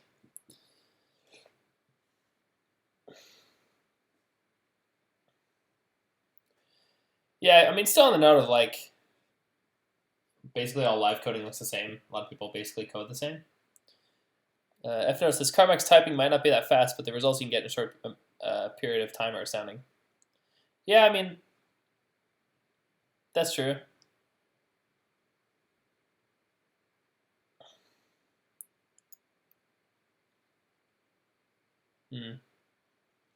People being skeptic about this particular video that were posted. Anyway, like as I said in the chat, not a lot of variance in like this hardware. I don't know. Of course, guys like that are clearly super talented. It's just like when they code, they do it like this.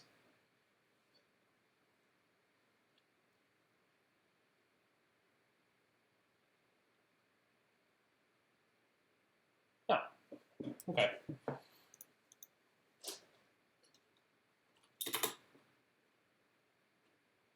So let's info debug for opcode.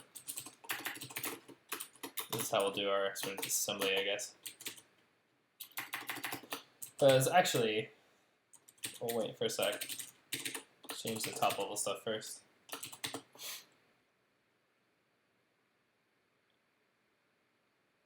Daniel Collins says, fix hardware for the win. Fix hardware makes the best compos.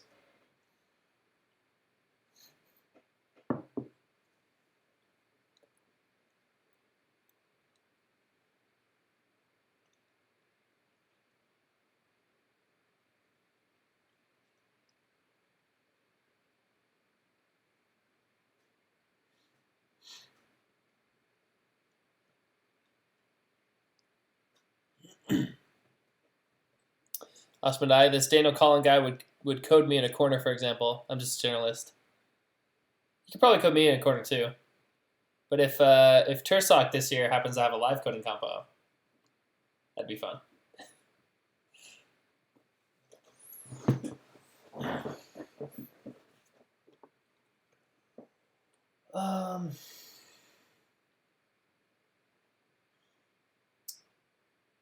Yeah, I was looking at main. Yeah, because here we're just printing the entire entire N64 state.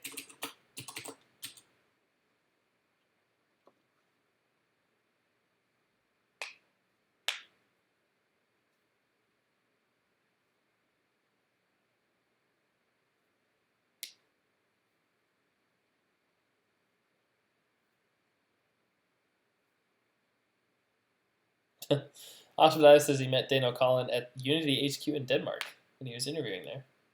That's funny. I didn't think you ever worked at Unity.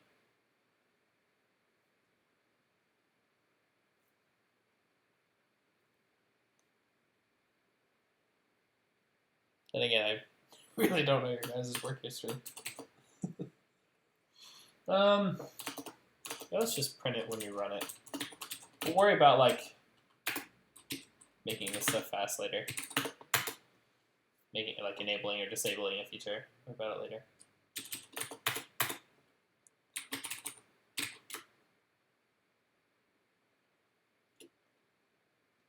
Oh yeah, Unity in Sweden. That makes more sense.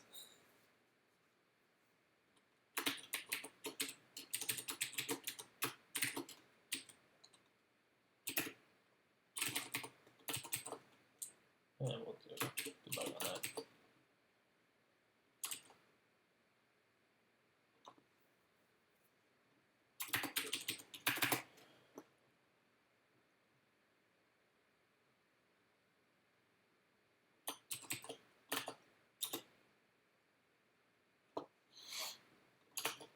So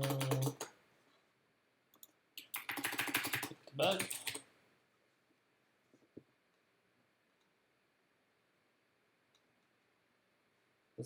I always forget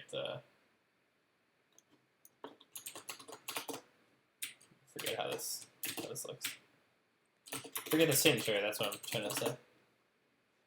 The signature. The whole pattern really.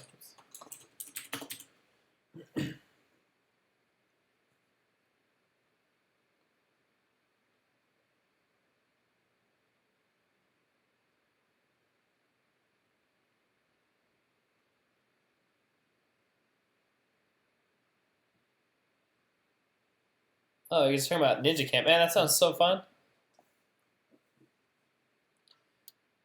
Dude, Fairlight's still around, you guys.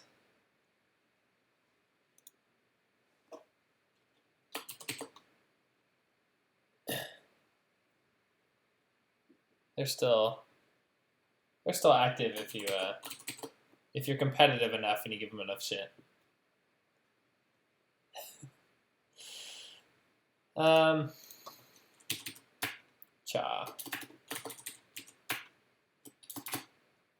So first, actually, we'll just write the, I guess, the name.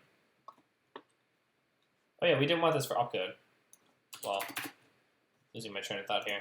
This for instruction.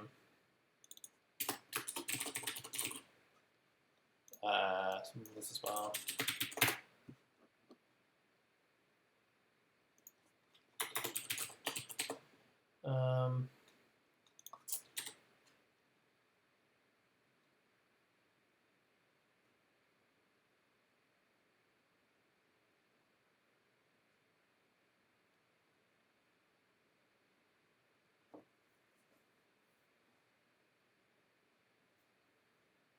Yeah, Smash is still active. Magnus Sjoberg. I can't remember what his handle was all of a sudden. But yeah, he's also active still. He's doing both C64 and PC stuff these days. Pretty sick.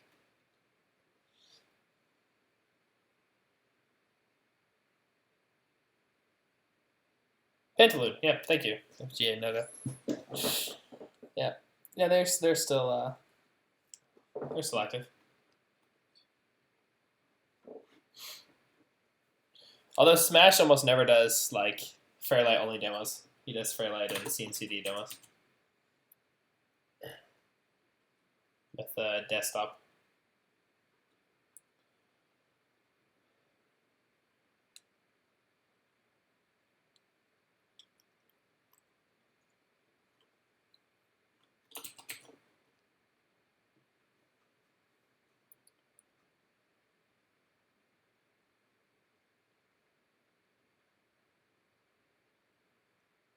I'd imagine being on like the rendering team at DICE would be really, really fun.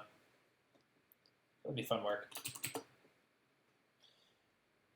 And I'm probably being delusional, but I have a feeling it's actually less stressful than like the rest of the gameplay related jobs. A little bit buffered. I'm probably wrong about that, but that's kind of how I would think.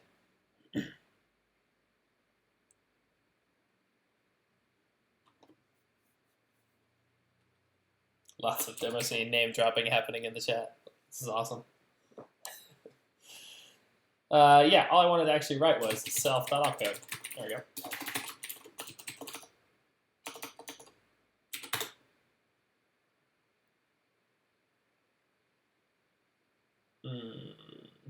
Undeclared trait name debug. Really? Oops. Oh, format debug, that's why.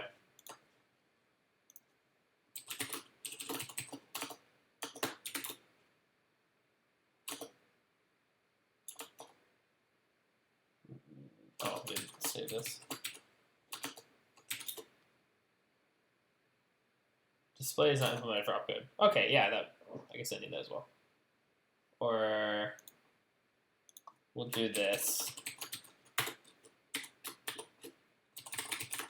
Oops.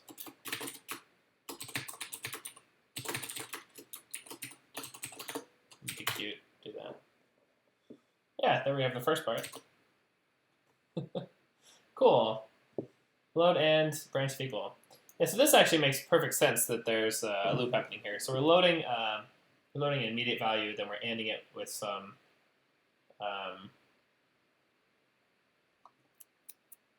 some value, and then branching if So this is going to be a bit mask.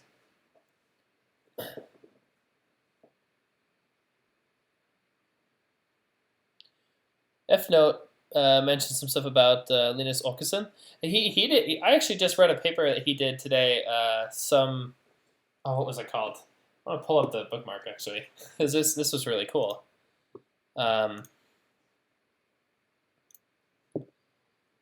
The underhanded C contest, he won that. I hadn't heard about this. It was. I want to show this. This is pretty sick. And it didn't load properly. That's probably my width. There we go. Mobile friendly. It turns out he's the winner of the 2015 Underhanded C contest.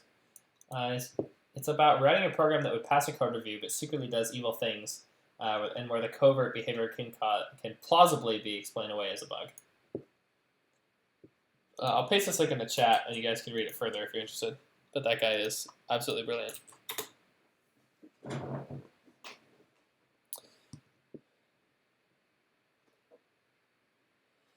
Also, F note, he said made his FPGA into a demo platform, also wrote a demo for it. Did he do stuff on FPGA? Because I thought he originally did stuff on a Atmega chip that was just ridiculously constrained. And what was impressive to me about that was that he generated an actual PAL video signal while doing effects on the same CPU, which is pretty sick.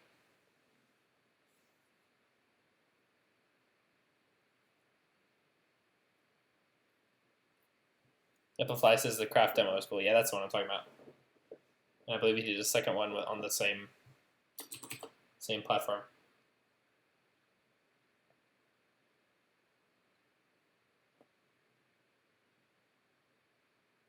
I guess he did both. Yeah, the shader core thing, that's actually something I want to do with my FPGA. I got it generating an HDMI signal now. Haven't gotten any farther than that, but that's due to just projects like this one instead.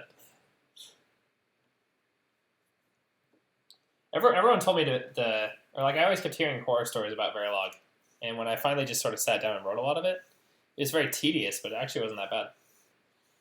I mean, there's stuff like if you know metastability can happen, then you look up how to do proper state machines and things like that, and beyond that, you can basically just treat it like software. A lot of it's just functional programming, really. All the concepts end up being the same. But I don't know, I found it fairly natural. But I guess I've coded against a lot of hardware, so maybe that helps. Also, the projects I've done haven't been that large in terms of lines of code, so that probably also helps.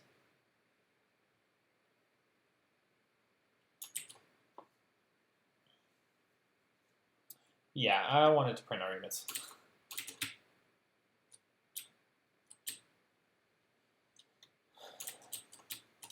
I keep getting really distracted on the stream. I don't mind, just hanging out.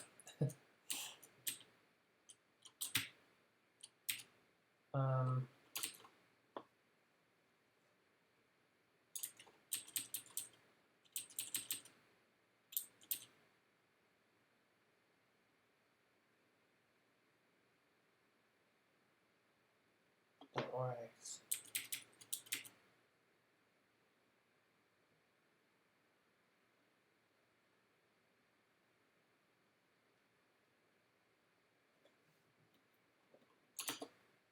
Wait a minute. I also am gonna put the PC on here.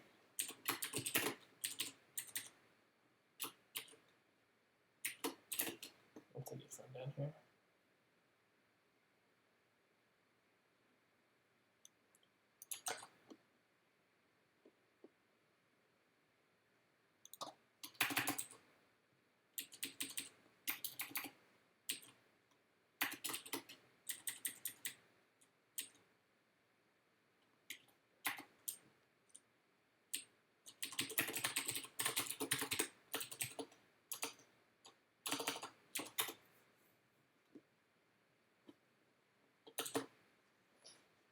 I want to see where this is happening. Because as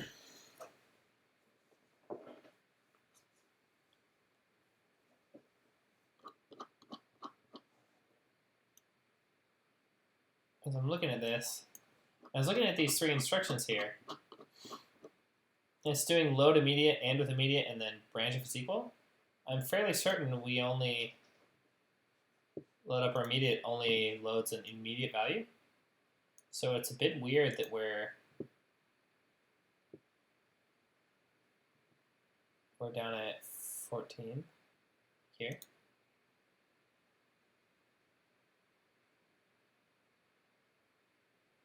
Whoa, wait a minute. Because we load the upper immediate, and I think that then this AND happens and then this BEQ, but somehow this LW doesn't seem to be getting executed. Because that's the thing, like if we're just loading up our immediate and then ANDing with an immediate and then branching if it's equal, then this is a stupid loop to have, because this would just this would effectively be an immediate constant after these two instructions, and then we'd branch on that immediate, which is weird. So for some reason, this load word here isn't getting executed. That's strange. So let's look into that a bit.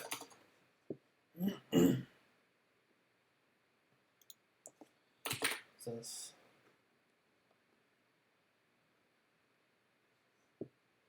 we do have load word here.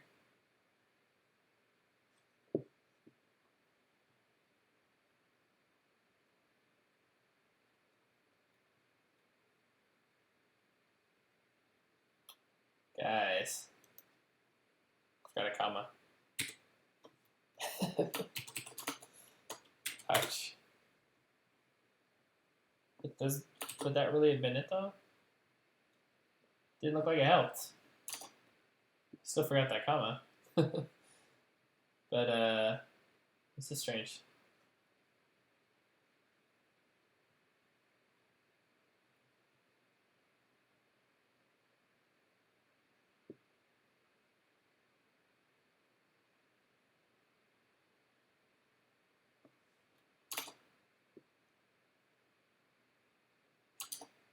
(141C20). We're totally missing the instruction at 1.8. So here's actually what happens in LUI.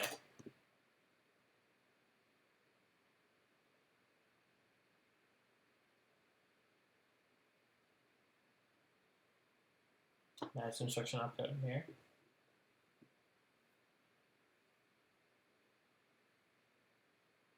So we hit this.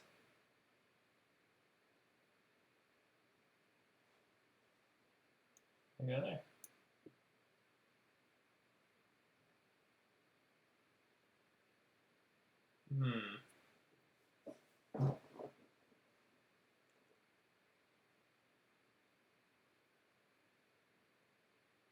If no, commas are optional if you have a block as a branch arm.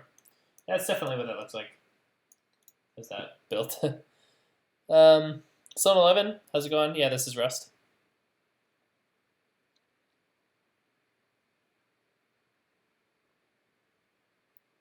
Yeah, Rust also breaks on default. You don't need to break any of these, which is what you want.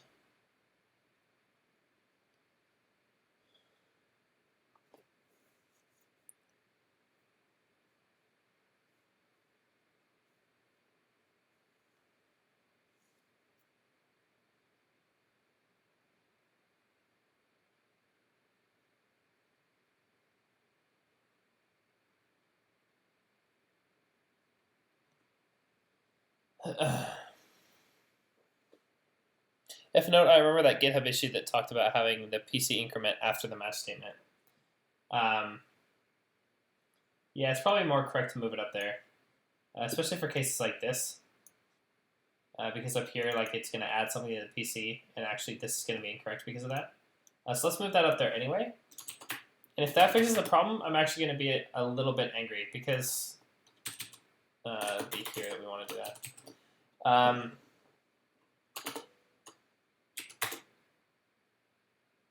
Well, that was actually it looked like. But that's really weird, actually, that happened, because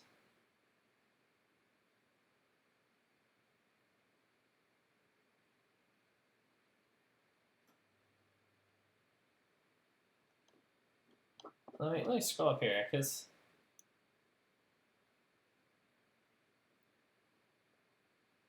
what's weird is that we would have branched.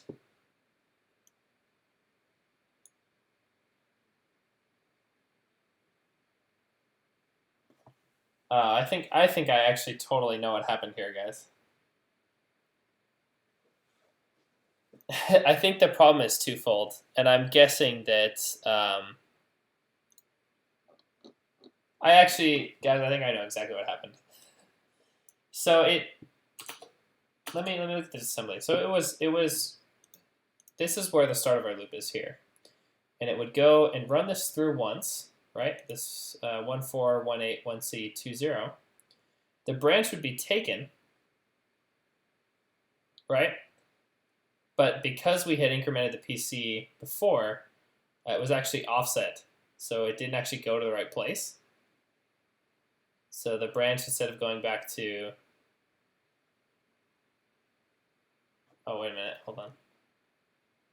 Yeah, the branch would take us back to this LUI. Or wait a second. Maybe it was this LUI that was actually executing as the delay slot. Because my gut feeling is that it actually jumped, like it looks like it's supposed to jump to here, and I think it accidentally jumped to here instead, which could make sense, and then would execute this as the delay slot.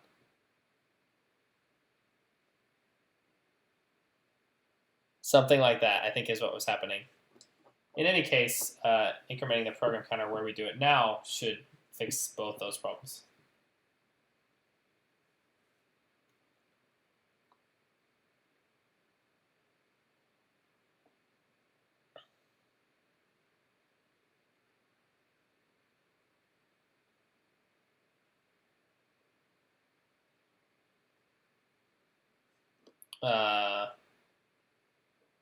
F-Note says, with increment move to before the match, you should correct the initial PC so that the very first instruction of the PIF ROM gets executed too. It does get executed. That's this LUI here. Unless I'm missing something.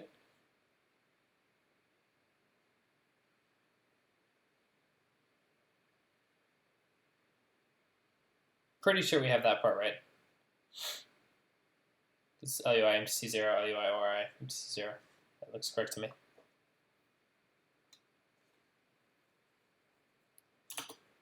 I definitely think I did something dumb here with this delay slot, though.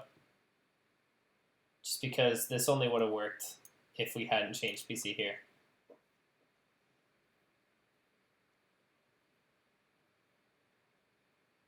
So that's a bit funny.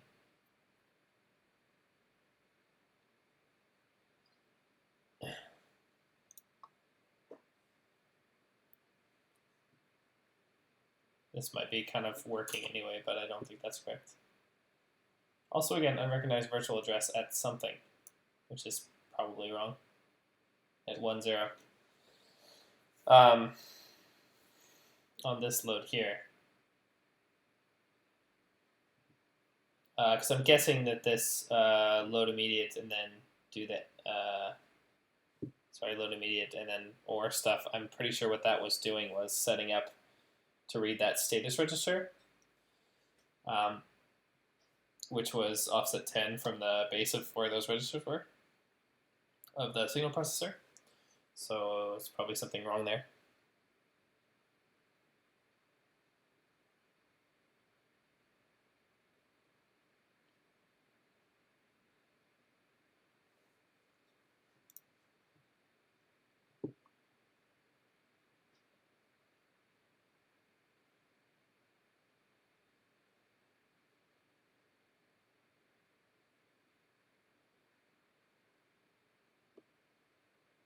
Maybe I'm just being paranoid.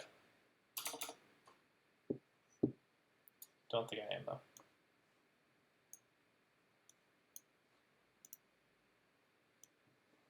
So many windows.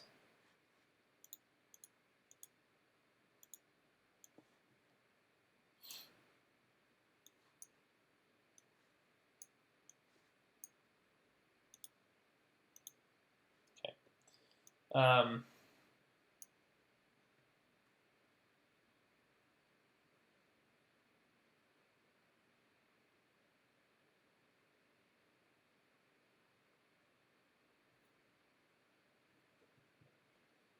So you have the LUI here and the C0, LUI, ORI, C0, LUI, LW. It was correct that time. And then we ANDed that value with 1. So I guess we're checking that last bit.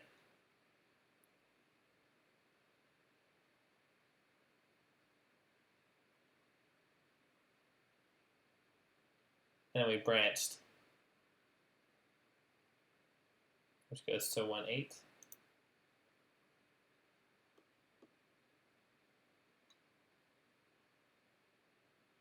Yeah, and it looks like the delay slot didn't actually execute correctly, because if it had, it was going to load this again for when it does this. So this LUI is in the delay slot of this branch. And because the branch was taken, we expected this to have run before this load word.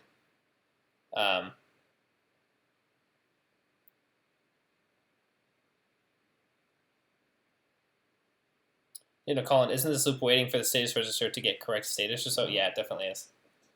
That's definitely what's happening here, is that we're checking, I guess, the last bit of that register. Or the lowest order bit. Least significant bit, that one. No, I think that's definitely what's happening. But yeah, where I think this LW went wrong here, over here, that LW is this LW again. So the first time it's read here, you can see the way we use T0 here as the, can't remember what's base and what's offset here, but this A.005 is what actually points to this is the register, or the base of the RSP registers. And then we're taking the 16th one, which is hex 10, using this base, right? Because load upper immediate will load this to the upper stuff, so we'll have 4 zeros at the end of this, plus the 10. And so this sets up T0 to be used correctly as an offset here. And then we do actually load that value, and then AND it with the 1 bit to go check the bit, and then we branch if that ends up being 0. So I guess it's waiting for that to be 1. But then remember that because we've done AND into C0, we've actually clobbered this. We clobbered this this offset here. This A.004 is no longer there. We have basically 0. And so now if we didn't execute this thing that was in the delay slot, we'd come up to this load word and have this base be 0, and then we get panic at unrecognized virtual address 10 here, because then it only read this 16 as the address because this was 0. So this actually requires, because it branches to here and not here, that this instruction in the delay slot runs when we actually took the branch. Pretty sure that right there is what's happening. So which means that the way that I'm executing the instruction in the delay slot is just simply not correct. So here's going to be a pretty easy way to solve this. We're going to do this. Move this whole block here.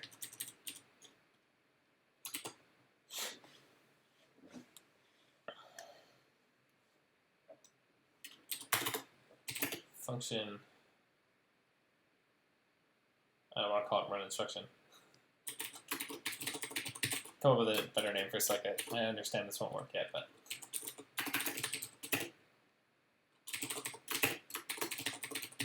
instruction.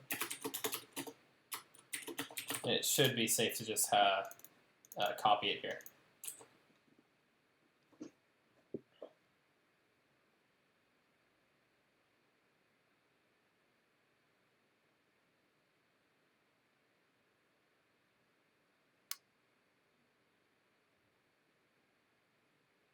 Yeah, this should work.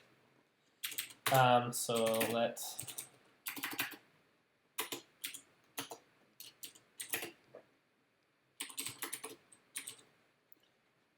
Yeah, the colon says execute instruction. I thought that in my head, but I thought, well, isn't that also what running is? And then I got confused and I gave up. We'll call it execute instruction.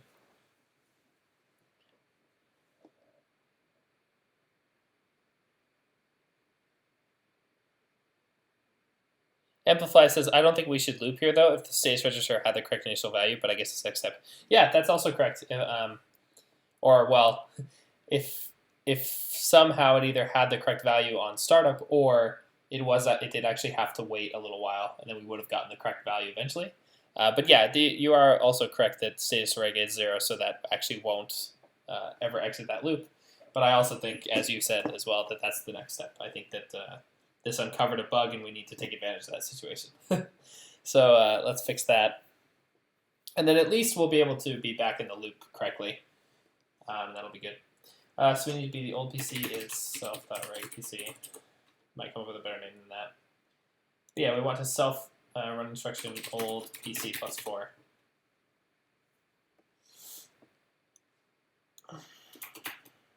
And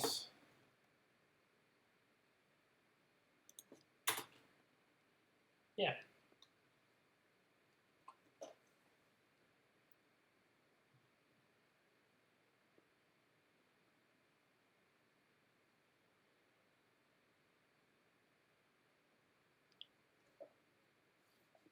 Elect 900 says, what if you move self.run instruction before setting PC in the BQL instruction? Oh, wow, we have 45 viewers. Thanks, guys. That's sick. The reason why, or he's saying like to move this here instead of storing old PC and then bringing it back later. Yeah, could probably do that. I actually, part of me kind of suspects that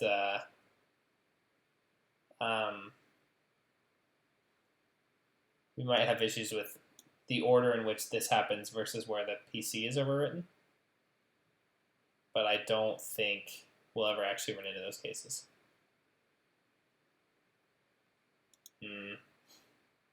We could move it before, but in my head, I kind of want to have it after. Technically, they're going to happen at the same time, like in the real hardware. Or actually, the PC would have been set first, I think, because it would have then loaded the next value as it's running the second instruction. I think I'm going to leave it like this.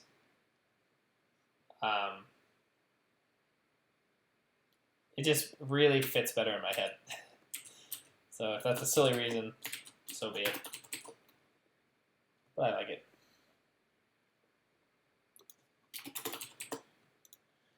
Those line lights under control.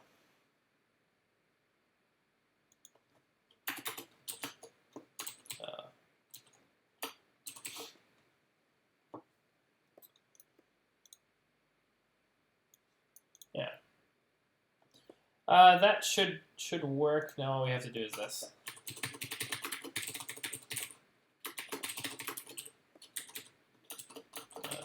Oops.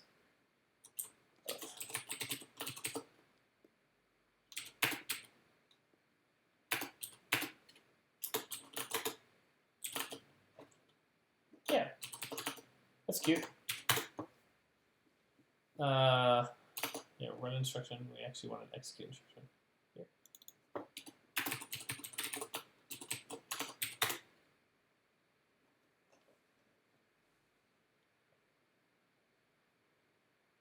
Dana Collin, it has to be after depending on the flags, as the instruction in the delay slot will change the CPU flags.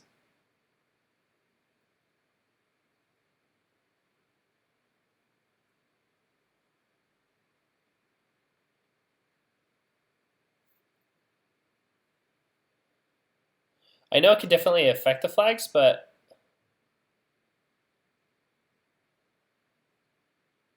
I guess my understanding is that it will change the PC first, which is the only thing that the branch actually really does. And then as it uses that PC to fetch the next instruction, the delay slot instruction will execute. So I think the way that I have it is correct, and I'm not really sure. I misunderstood your wording, and I'm not sure that that's what you meant, but that's what I'm thinking.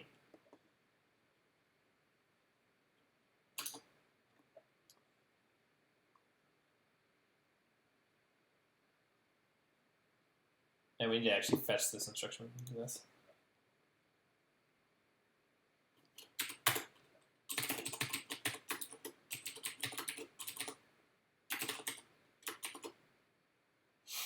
If these are the kind of things that's gonna make or break the emulator, then that's actually like really scary software to run in the wild. Or they actually just aren't the things that make or break the emulator, and we'll find out soon enough.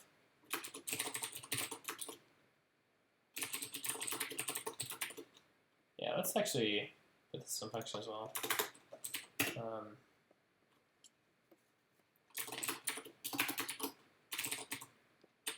Instruction.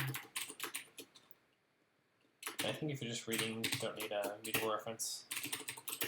Oops. Typing man, instruction, and that's going to be this.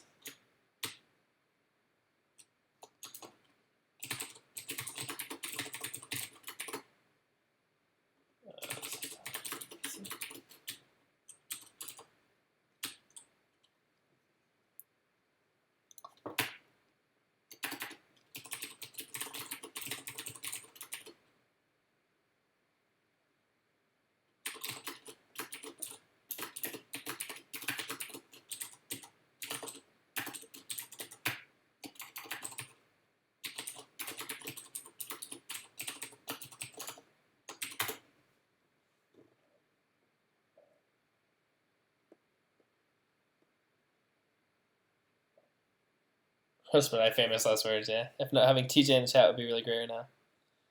It's a learning experience. Looks like F Note is looking at the data sheet.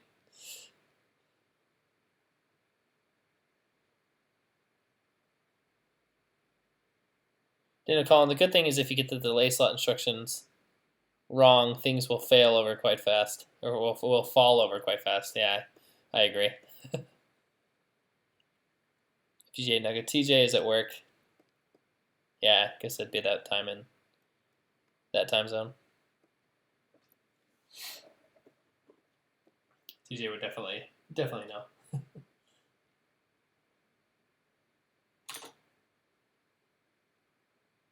Yeah, I didn't do this.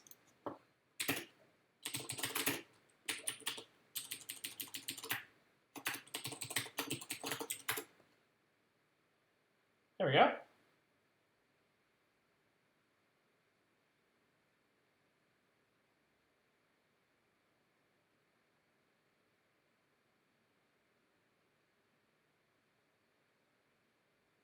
Whoa, what?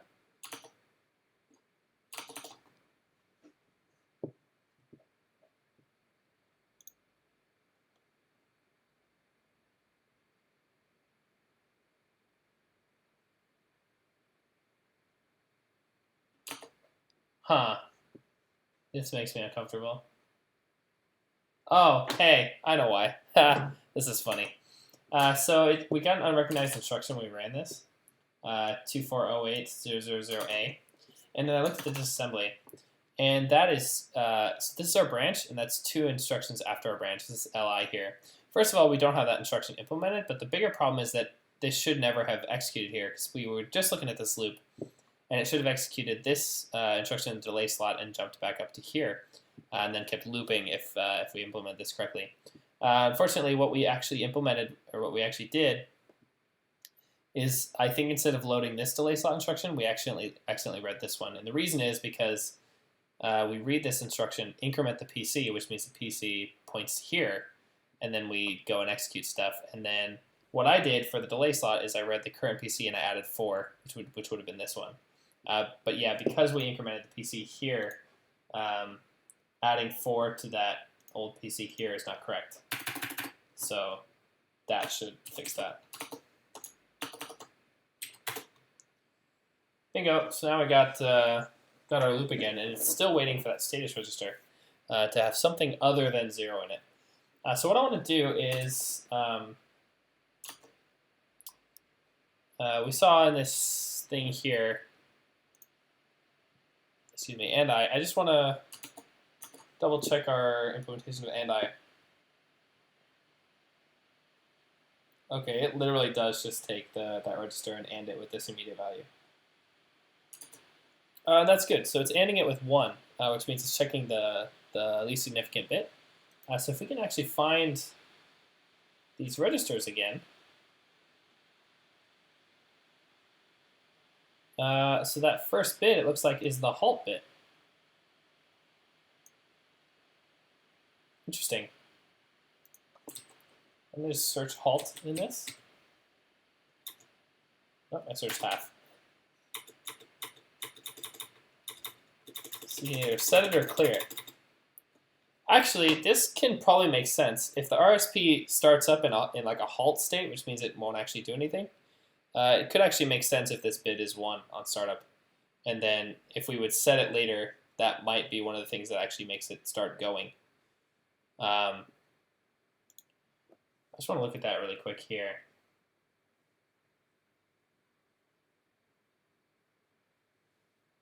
Like here, it just says making the RSP go from this assembler tutorial we found yesterday. 2 steps. 1 is to set the reg PC of the signal processor. Next one was to set the status register, which is basically you need to clear out everything that can be cleared in the first 9 bits. That would include the halt bit. It probably doesn't have any information, additional information on that.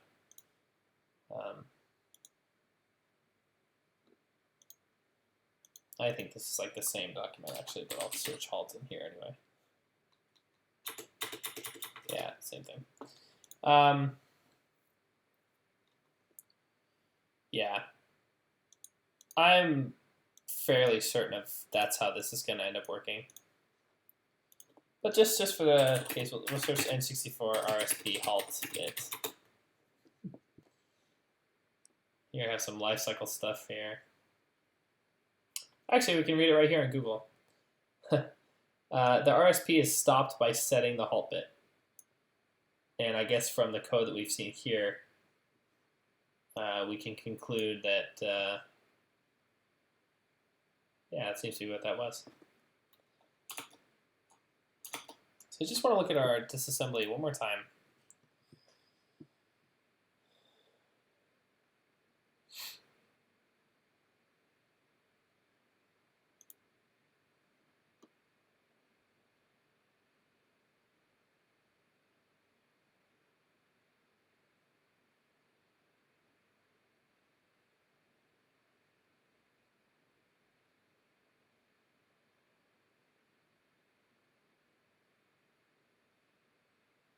Store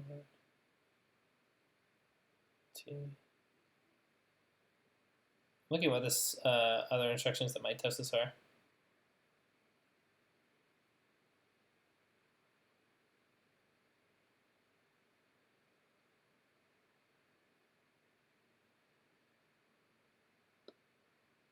Because we do a bunch more stuff with the 440, and I'm guessing at the very end of this. Oh no, we want the 10th register, or sorry, 16th register after 440. Which may be, or A404. I keep saying 440, but oh no, that's because that's actually wrong. I'm talking shit. A404. Here we store a word. T0, which is LI was probably load immediate. I'm just like, it's weird that it does that bit, because I'm expecting it somewhere to actually set that first bit. And I mean, it might do that later, but I just want to see it interact with that more.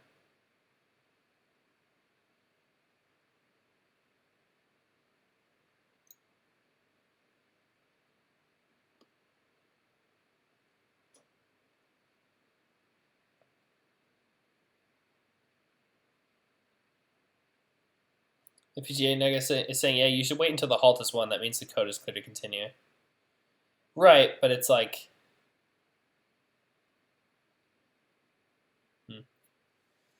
I'm guessing. So I mean, I'm guessing that what that loop is doing, of course, is it's waiting for the RSP to be ready to go, and it's doing that by checking if that halt bit is set. Which basically means it's ready to be, turned on and used.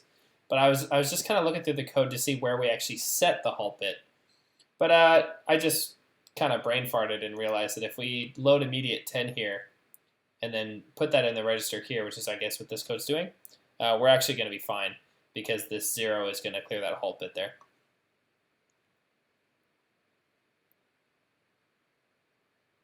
Amplify is saying the datasheet I have for RSP says on power up the register contains, the value 1.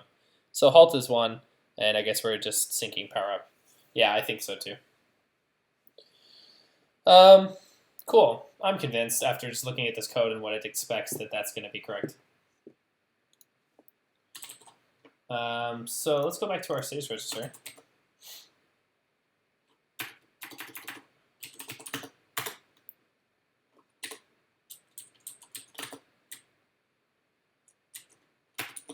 One.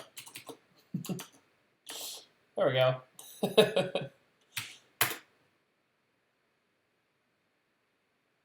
Cool, and now we actually exited the loop, and we got that same unrecognized instruction that we did before, which is, I'm guessing, that load immediate value. Yeah, but now we actually got it correctly, which is pretty cool. I'm gonna do a little git push. Lots of stuff.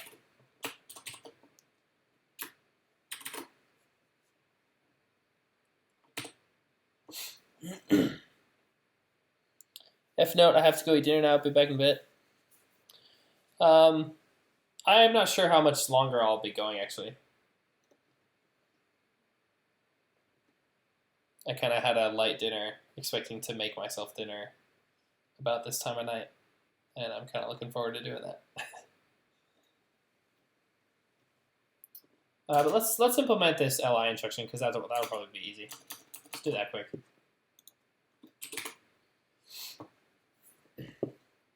I think this stuff gets a lot more fun when we're actually really rolling on this now.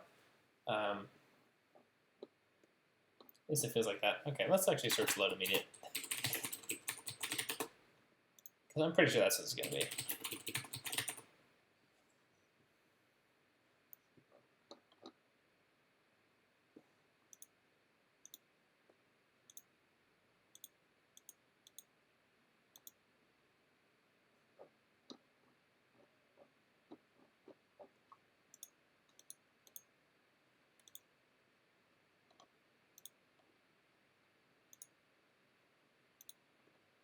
Load upper immediate. We're looking for load immediate.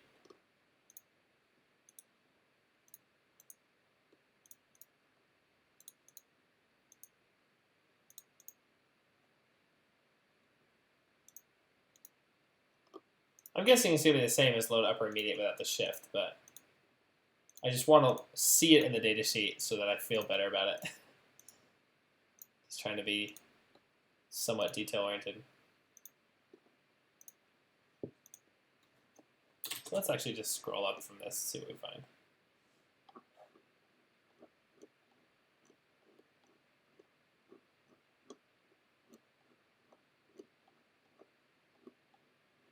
Load half word. Lots of loads.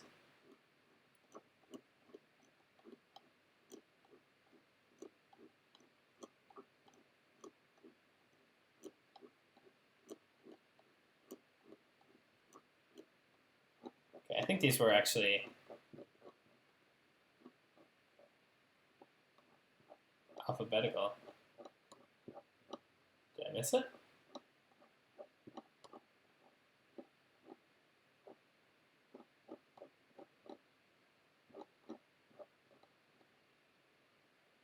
I should have been here if that were the case. Let's just look somewhere else. Mix li.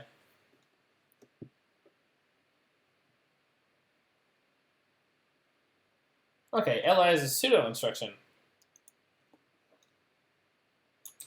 in the Disassembly wiki book.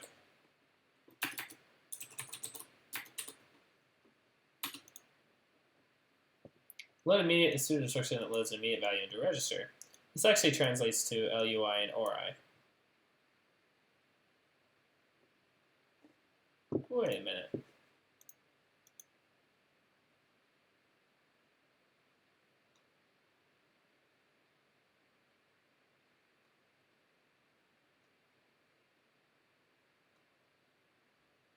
That doesn't make sense because this is still 4 bytes.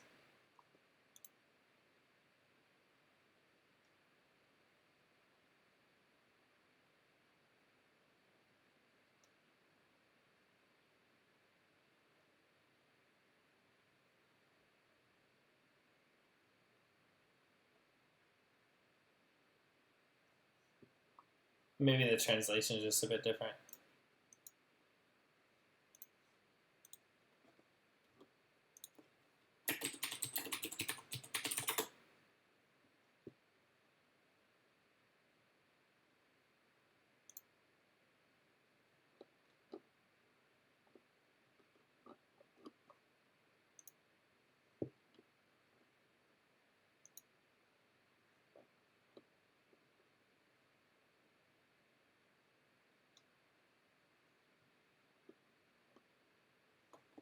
Hmm.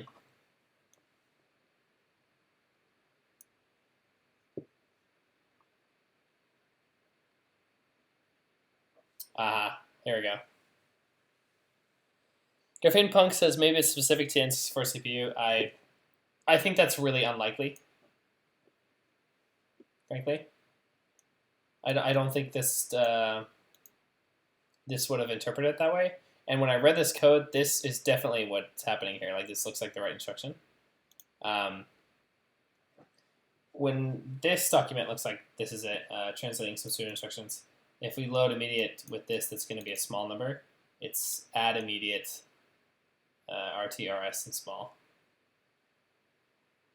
I don't remember what RT was, but that might have been the 0 register. Because in that case, these decodings would make sense. If you're going to move, you can just add a 0 to a register and then put it in your target. So that would make sense. So I'm guessing that's what's happening here as well. Looks to me like this is what it is. Then there's the big one, which is the same thing, but LUI and ORI, which is what that other document said.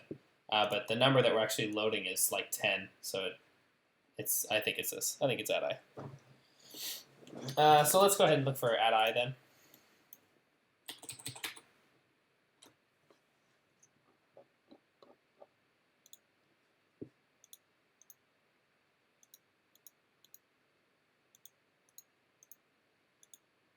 Which it would be funny if that was a different pseudo instruction, but I'll do this. Almost. These are double.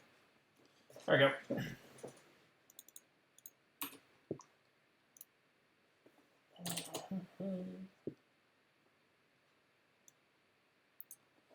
Yeah, of course, all this stuff also can like generate integer overflow exceptions. That's really interesting. I think I'll just have to bootstrap overflow exceptions and stuff later. I'm guessing as we fill in like the opcodes and stuff, a lot of this code will be start being like factored out. Like we'll start blocking out blocks of instructions and do some nicer code than that once we actually see some more variety in these. And when that happens, stuff like adding exceptions is going to be really easy. Definitely gonna lighten that load. Yeah, let's actually do this.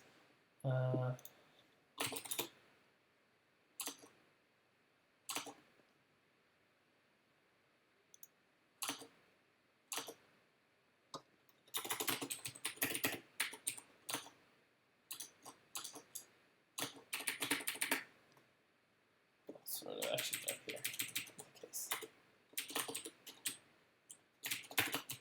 Keep in some kind of order there, I guess.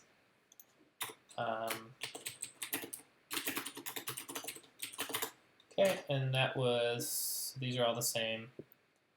16-bit immediate is sign extended and added to the contents of the general purpose register RS.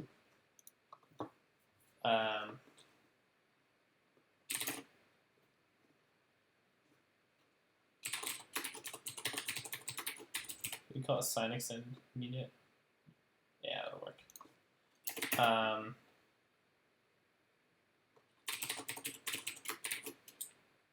That's where we did as U64. And actually, we could probably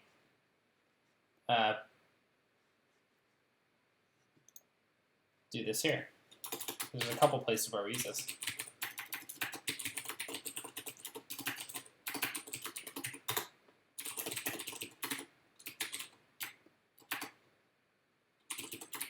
We'll do this. Immediate sign extended. U64. Do that.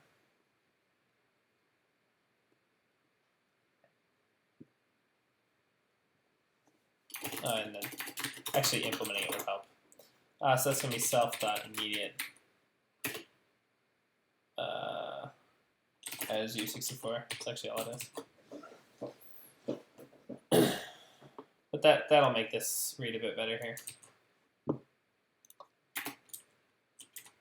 Not in this case because of the line length, but there's a few places where we do this, so I think that's better.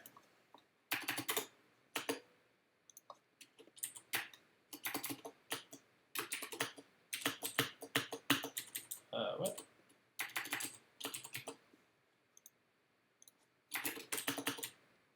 I don't know why it's tabbing there. It usually means I messed something up.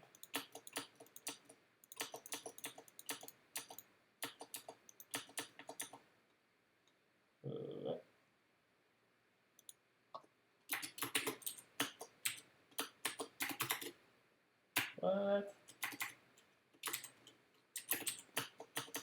That's not correct. Let's go deal with it. If I didn't have this Duplo size font for the stream, then that would be a problem. That's quite alright. No. Okay, well. Okay. Yeah.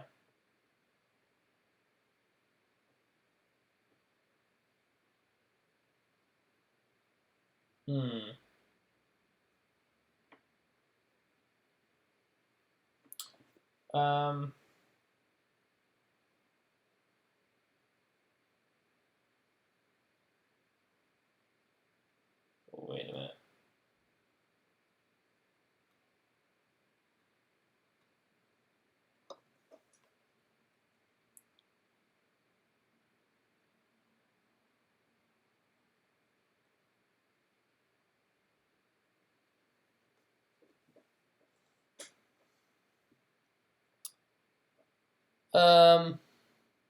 Oticon 420X, why I'm making an N64 emulator?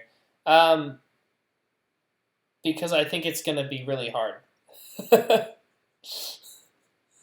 I like hardware, and I like emulators, and I wanted to try and make one that was sort of sufficiently complex that I could learn a lot from.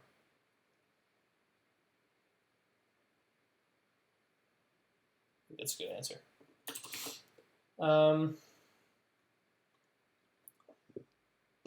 Yeah, I'm sort of starting to think that that actually wasn't supposed to be sign extended here.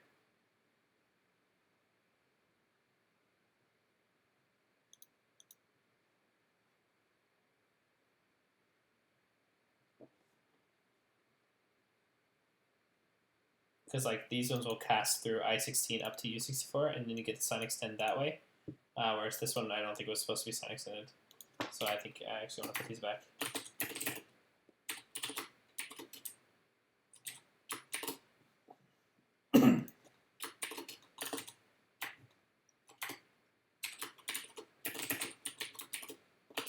But for instance, this one should have been sign extended.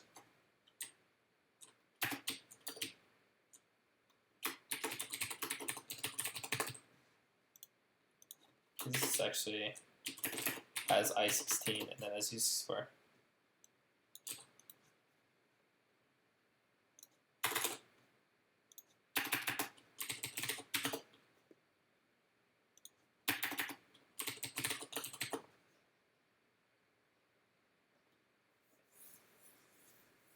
If not, I was thinking about running an Auric emulator. That'd be cool.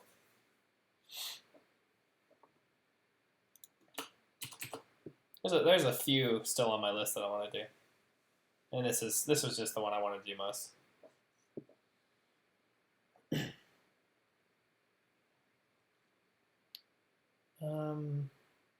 Yeah, so those were not supposed to be sign extended. This one is. And now we don't really have to put that in another variable because it's self-explanatory what that is.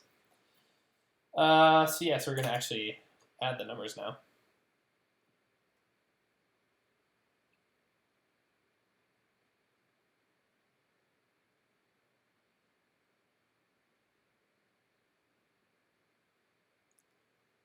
Ooh.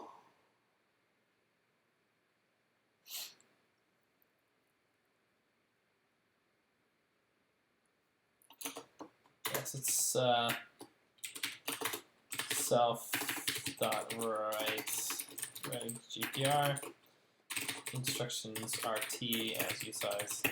Also, I'm thinking about making RT and RS be usize because I don't think they're really used in any other way. Let's just do that now.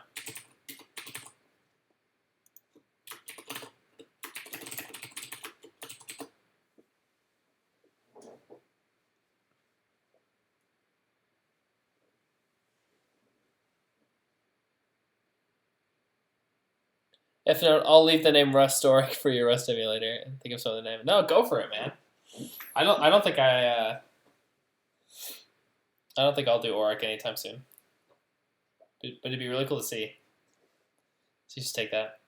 Otacon, just bought Smile Basic for my 3DS time to learn how to make my own games. That sounds fun too.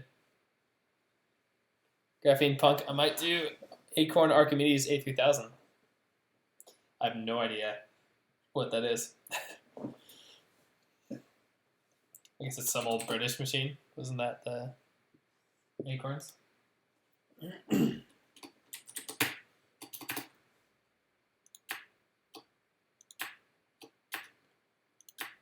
mean, the other thing about N64, and also why I did like SNES stuff, is like these are systems I actually grew up with. Like the demo scene is really big on C64 and Amiga because it's like those are the computers they had, when they were younger. It's like this is my Amiga, you know what I mean? So I like it. We have another offset that's sign extended.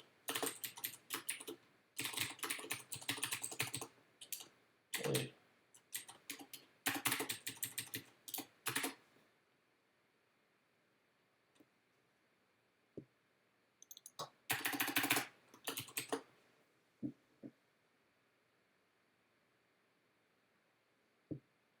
That's immediate shift left 16 and sign extended. I'll leave that.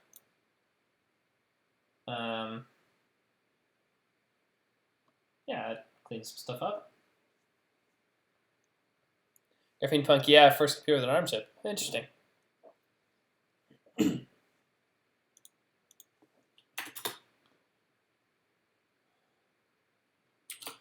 Yeah, so we're going to write to this, and it's going to be, I guess, self dot. Yeah, we'll do res here. Res is self dot read reg GPR stir.rs, and then I guess that's going to be a. So this can have an integer overflow exception from the add. So I'm actually not going to do a wrapping add, so we'll actually get a panic on that, which is hopefully assigned to us later that we need to fix that. FPGA Dagger, glad to see I'm not the only one who makes confused typos while coding. Yeah, dude, I'm useless in terms of like correct typing, especially when I'm like talking and doing all that as well.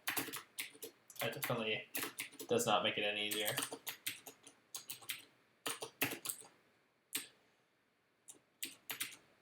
Granted, I don't find it's actually like that much more difficult to write the code when I'm talking and streaming and stuff. It's definitely harder to stay focused though, ironically. I'm definitely a lot slower because I'm like thinking out loud about everything. Or if it's all in your head, then it's a lot easier. But I think this is it. I think this is it for that instruction. Integer overflow exception occurs if carries out of bits 31 and 32 differ. Yeah. Consist of RT is not modified when an overflow exception occurs. Yeah, we'll be fine for now because we're going to ignore exceptions. And I messed something up that wasn't in this, somewhere else. Enclosed delimiter 107. Yeah.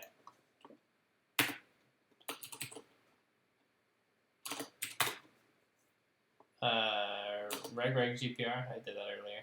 Let's read reg GPR. Oops. There we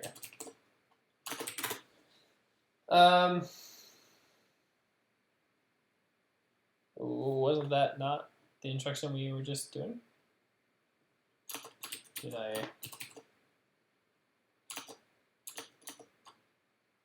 Oops. 2.4. I think it's after 2.8. Sorry, thing again.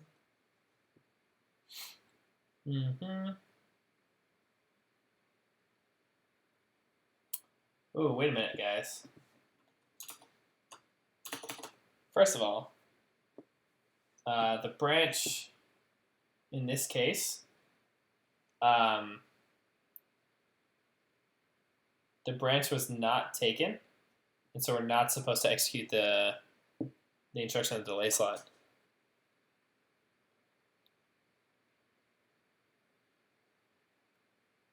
If not, good idea, good plan. Need to do that too.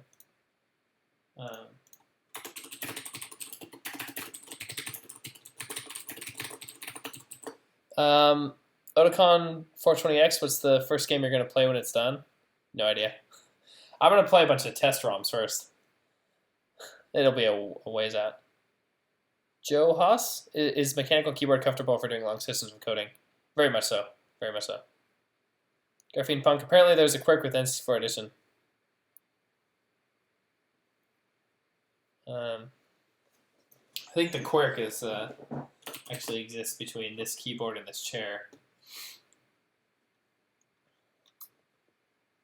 But what I said, what I found out is after this branch, it looks like we still did this LUI instruction, which is actually incorrect. If the branch is not taken, we need to skip over that. The simple way to do that is simply this.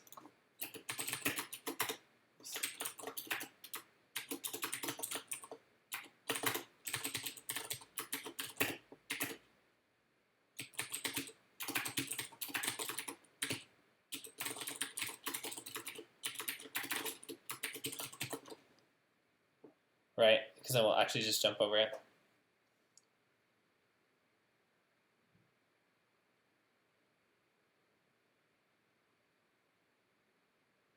Graphene Punk is saying there's a quirk with N64 edition. Essentially, when adding a value greater than 7 FFF, even with unsigned addition instructions, the effect is as if the value were negative. This also affects relative addressing. Interesting. Yeah, but that means we've implemented this correctly so far. I mean, this is a signed addition instruction, so that should have actually done the sign extending. But I guess what you're saying is that all unsigned additions here are also going to be sign extended anyway.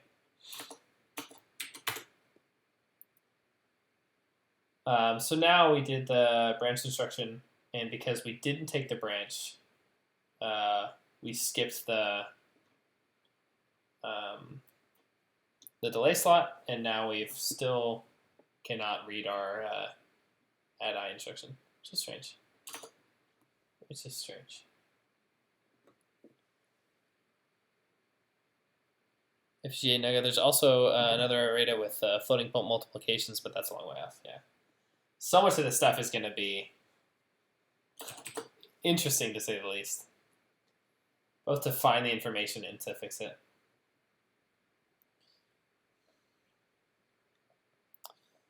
But yeah, I need to figure out why this is not decoding.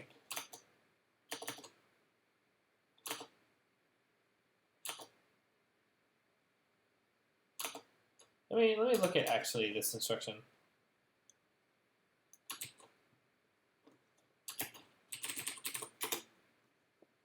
Whoops. That was the wrong thing. There we go. This will be in hex. I want to look at it in binary.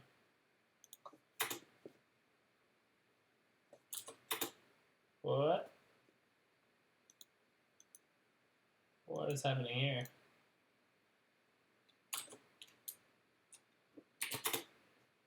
There we go. 001001.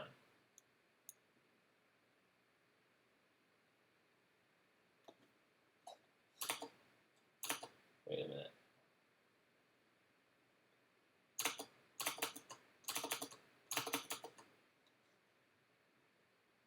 What? Oh, this is add-I unsigned. Amplify is saying, yeah, isn't it 0x24 add-IU? Just found that. Found that out the hard way. So description, the 16-bit immediate is still sign extended and added to the context of the general purpose register, so the result here. No integer overflow exception occurs under any circumstance. The only difference between this and add-I instruction is that the add-IU instruction never causes an integer overflow exception. Huh. So actually, I'm going to leave add-I there, because I think we did that correctly, and then do add-IU here.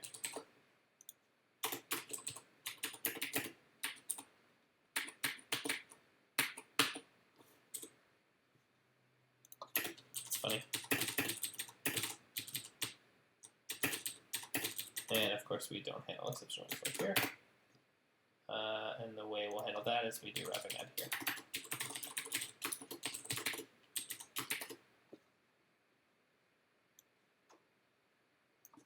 Split the sign a bit. Okay.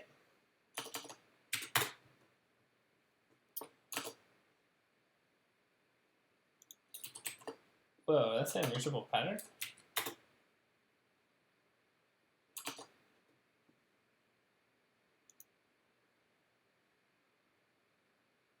That's weird.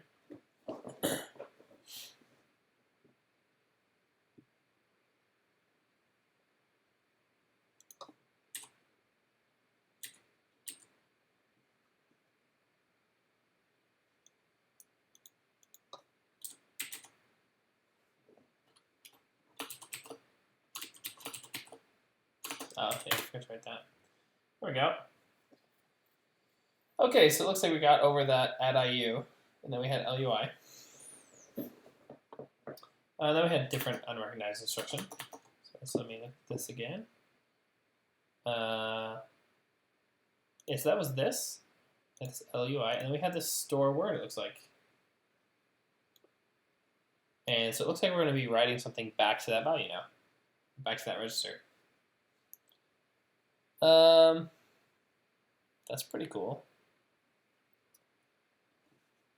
Let me look at something quick.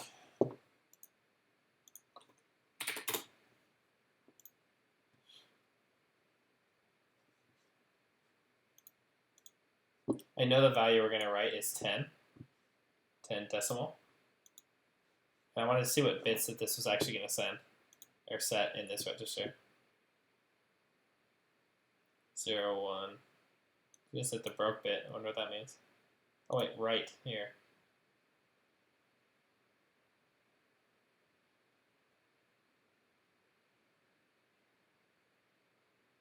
Oh, interesting. You write here and it clears halt, and you write here and it sets halt. That's funny.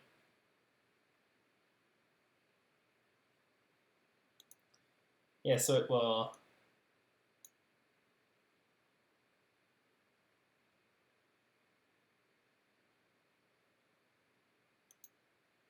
set halt and clear interrupt. Set usually means you flip a bit to 1, and clear means it's 0, right?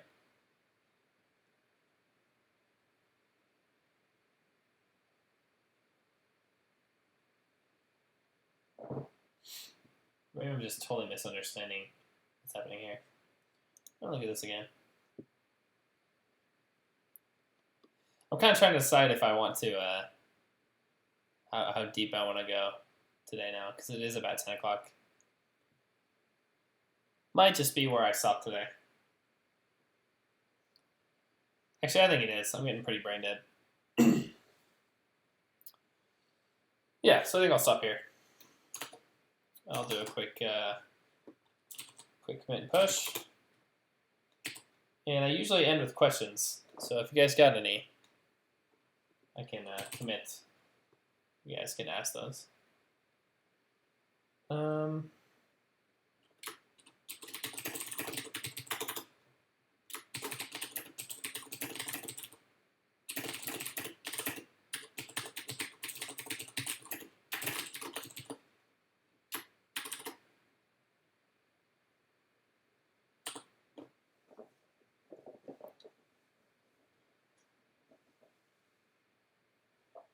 If not, thanks for streaming, Ferris. Thanks for watching.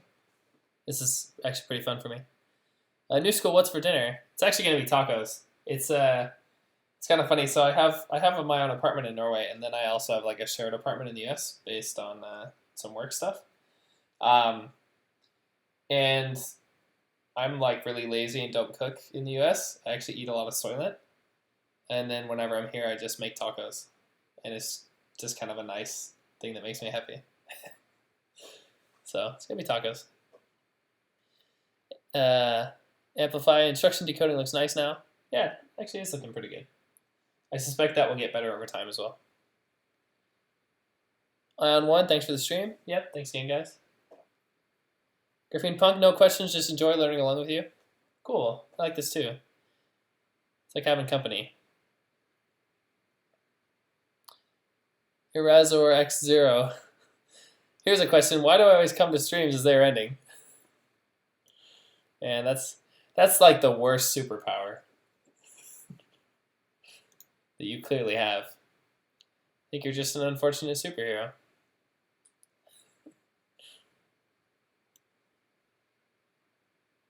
$48 viewers. I wonder if we actually peaked at 50. Yeah, that's so cool.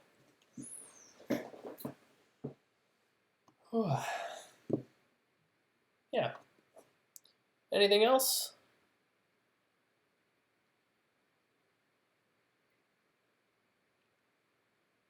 Ion 1, will you be streaming this weekend by any chance? I don't think so. Don't think I will this weekend. One of the few weekends I actually have plans. Other than this.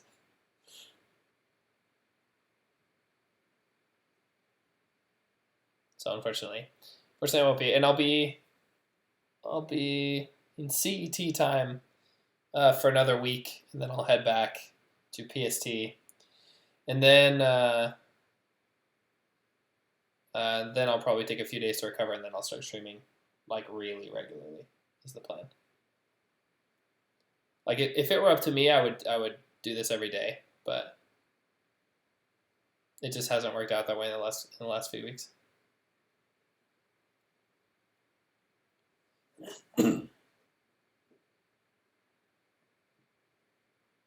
Daniel Collin, will you be at GDC? Not this year, actually. It's going to a ton of app development related conferences instead. So I'll be at the Samsung Developer Conference. I'll be at the React conference. I think I'll end up going to F8 as well. Not GDC though. Yeah, it is too bad. I almost went last minute to SIGGRAPH last year. I got invited to give a lightning talk about demo scene stuff, but I found out like the day before, which would have been a cool drive from San Francisco area to LA, but yeah, it's just too short notice.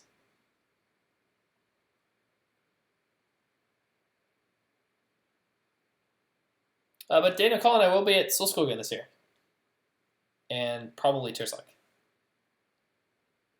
New school, it's okay to ask what you do for a job. It actually is, just because my actual face is plastered all over my job.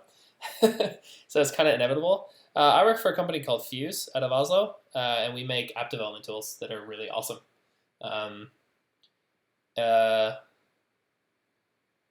And yeah, that's the really short spiel. If you go to fusetools.com, you'll find out. If you look in the learn section and look at the video tutorials, then you'll see my face. Colin, I will be at Tursock. Cool.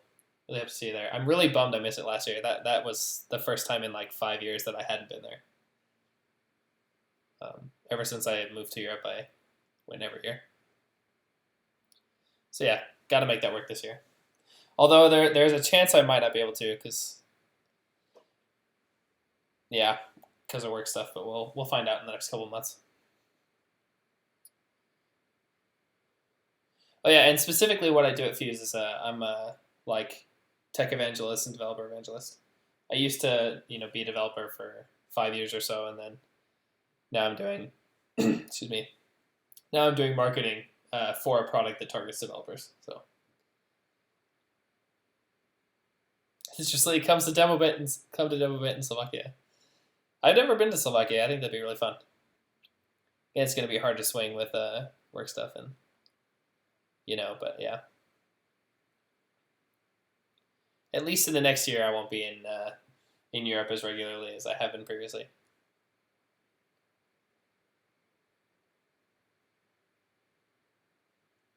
We'll see what happens after this year, I guess.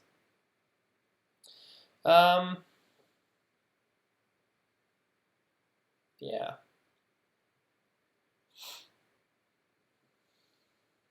Cool. All right, guys. Thanks for watching as usual. I will have this uploaded like really soon. The VOD is already available on Twitch, like as soon as I stop streaming. I did also forget to start recording again, but thank you, Twitch. Shoutouts to Twitch for implementing export to YouTube, so I can actually get a hold of all the footage that way. Usman, thanks. Yeah, you're welcome. Thank you for watching as well. I want to enjoy your weekend. I definitely will. Actually, if any of you guys are in the Oslo area, the plans that I made is I'm going to the the gathering party thing. So I won't be able to go to the gathering this year, or revision. So I'm going to the pre-party so I can see a lot of the people that are going. So if you're in the Oslo area, we can hang out. Dude, Colin, thanks for doing this. Of course. It's again, thanks for watching. It's been really fun. P. Marcel, thanks. You're welcome. New school, cheers. Cheers. Cheers. Yep. So, I will see you guys next time.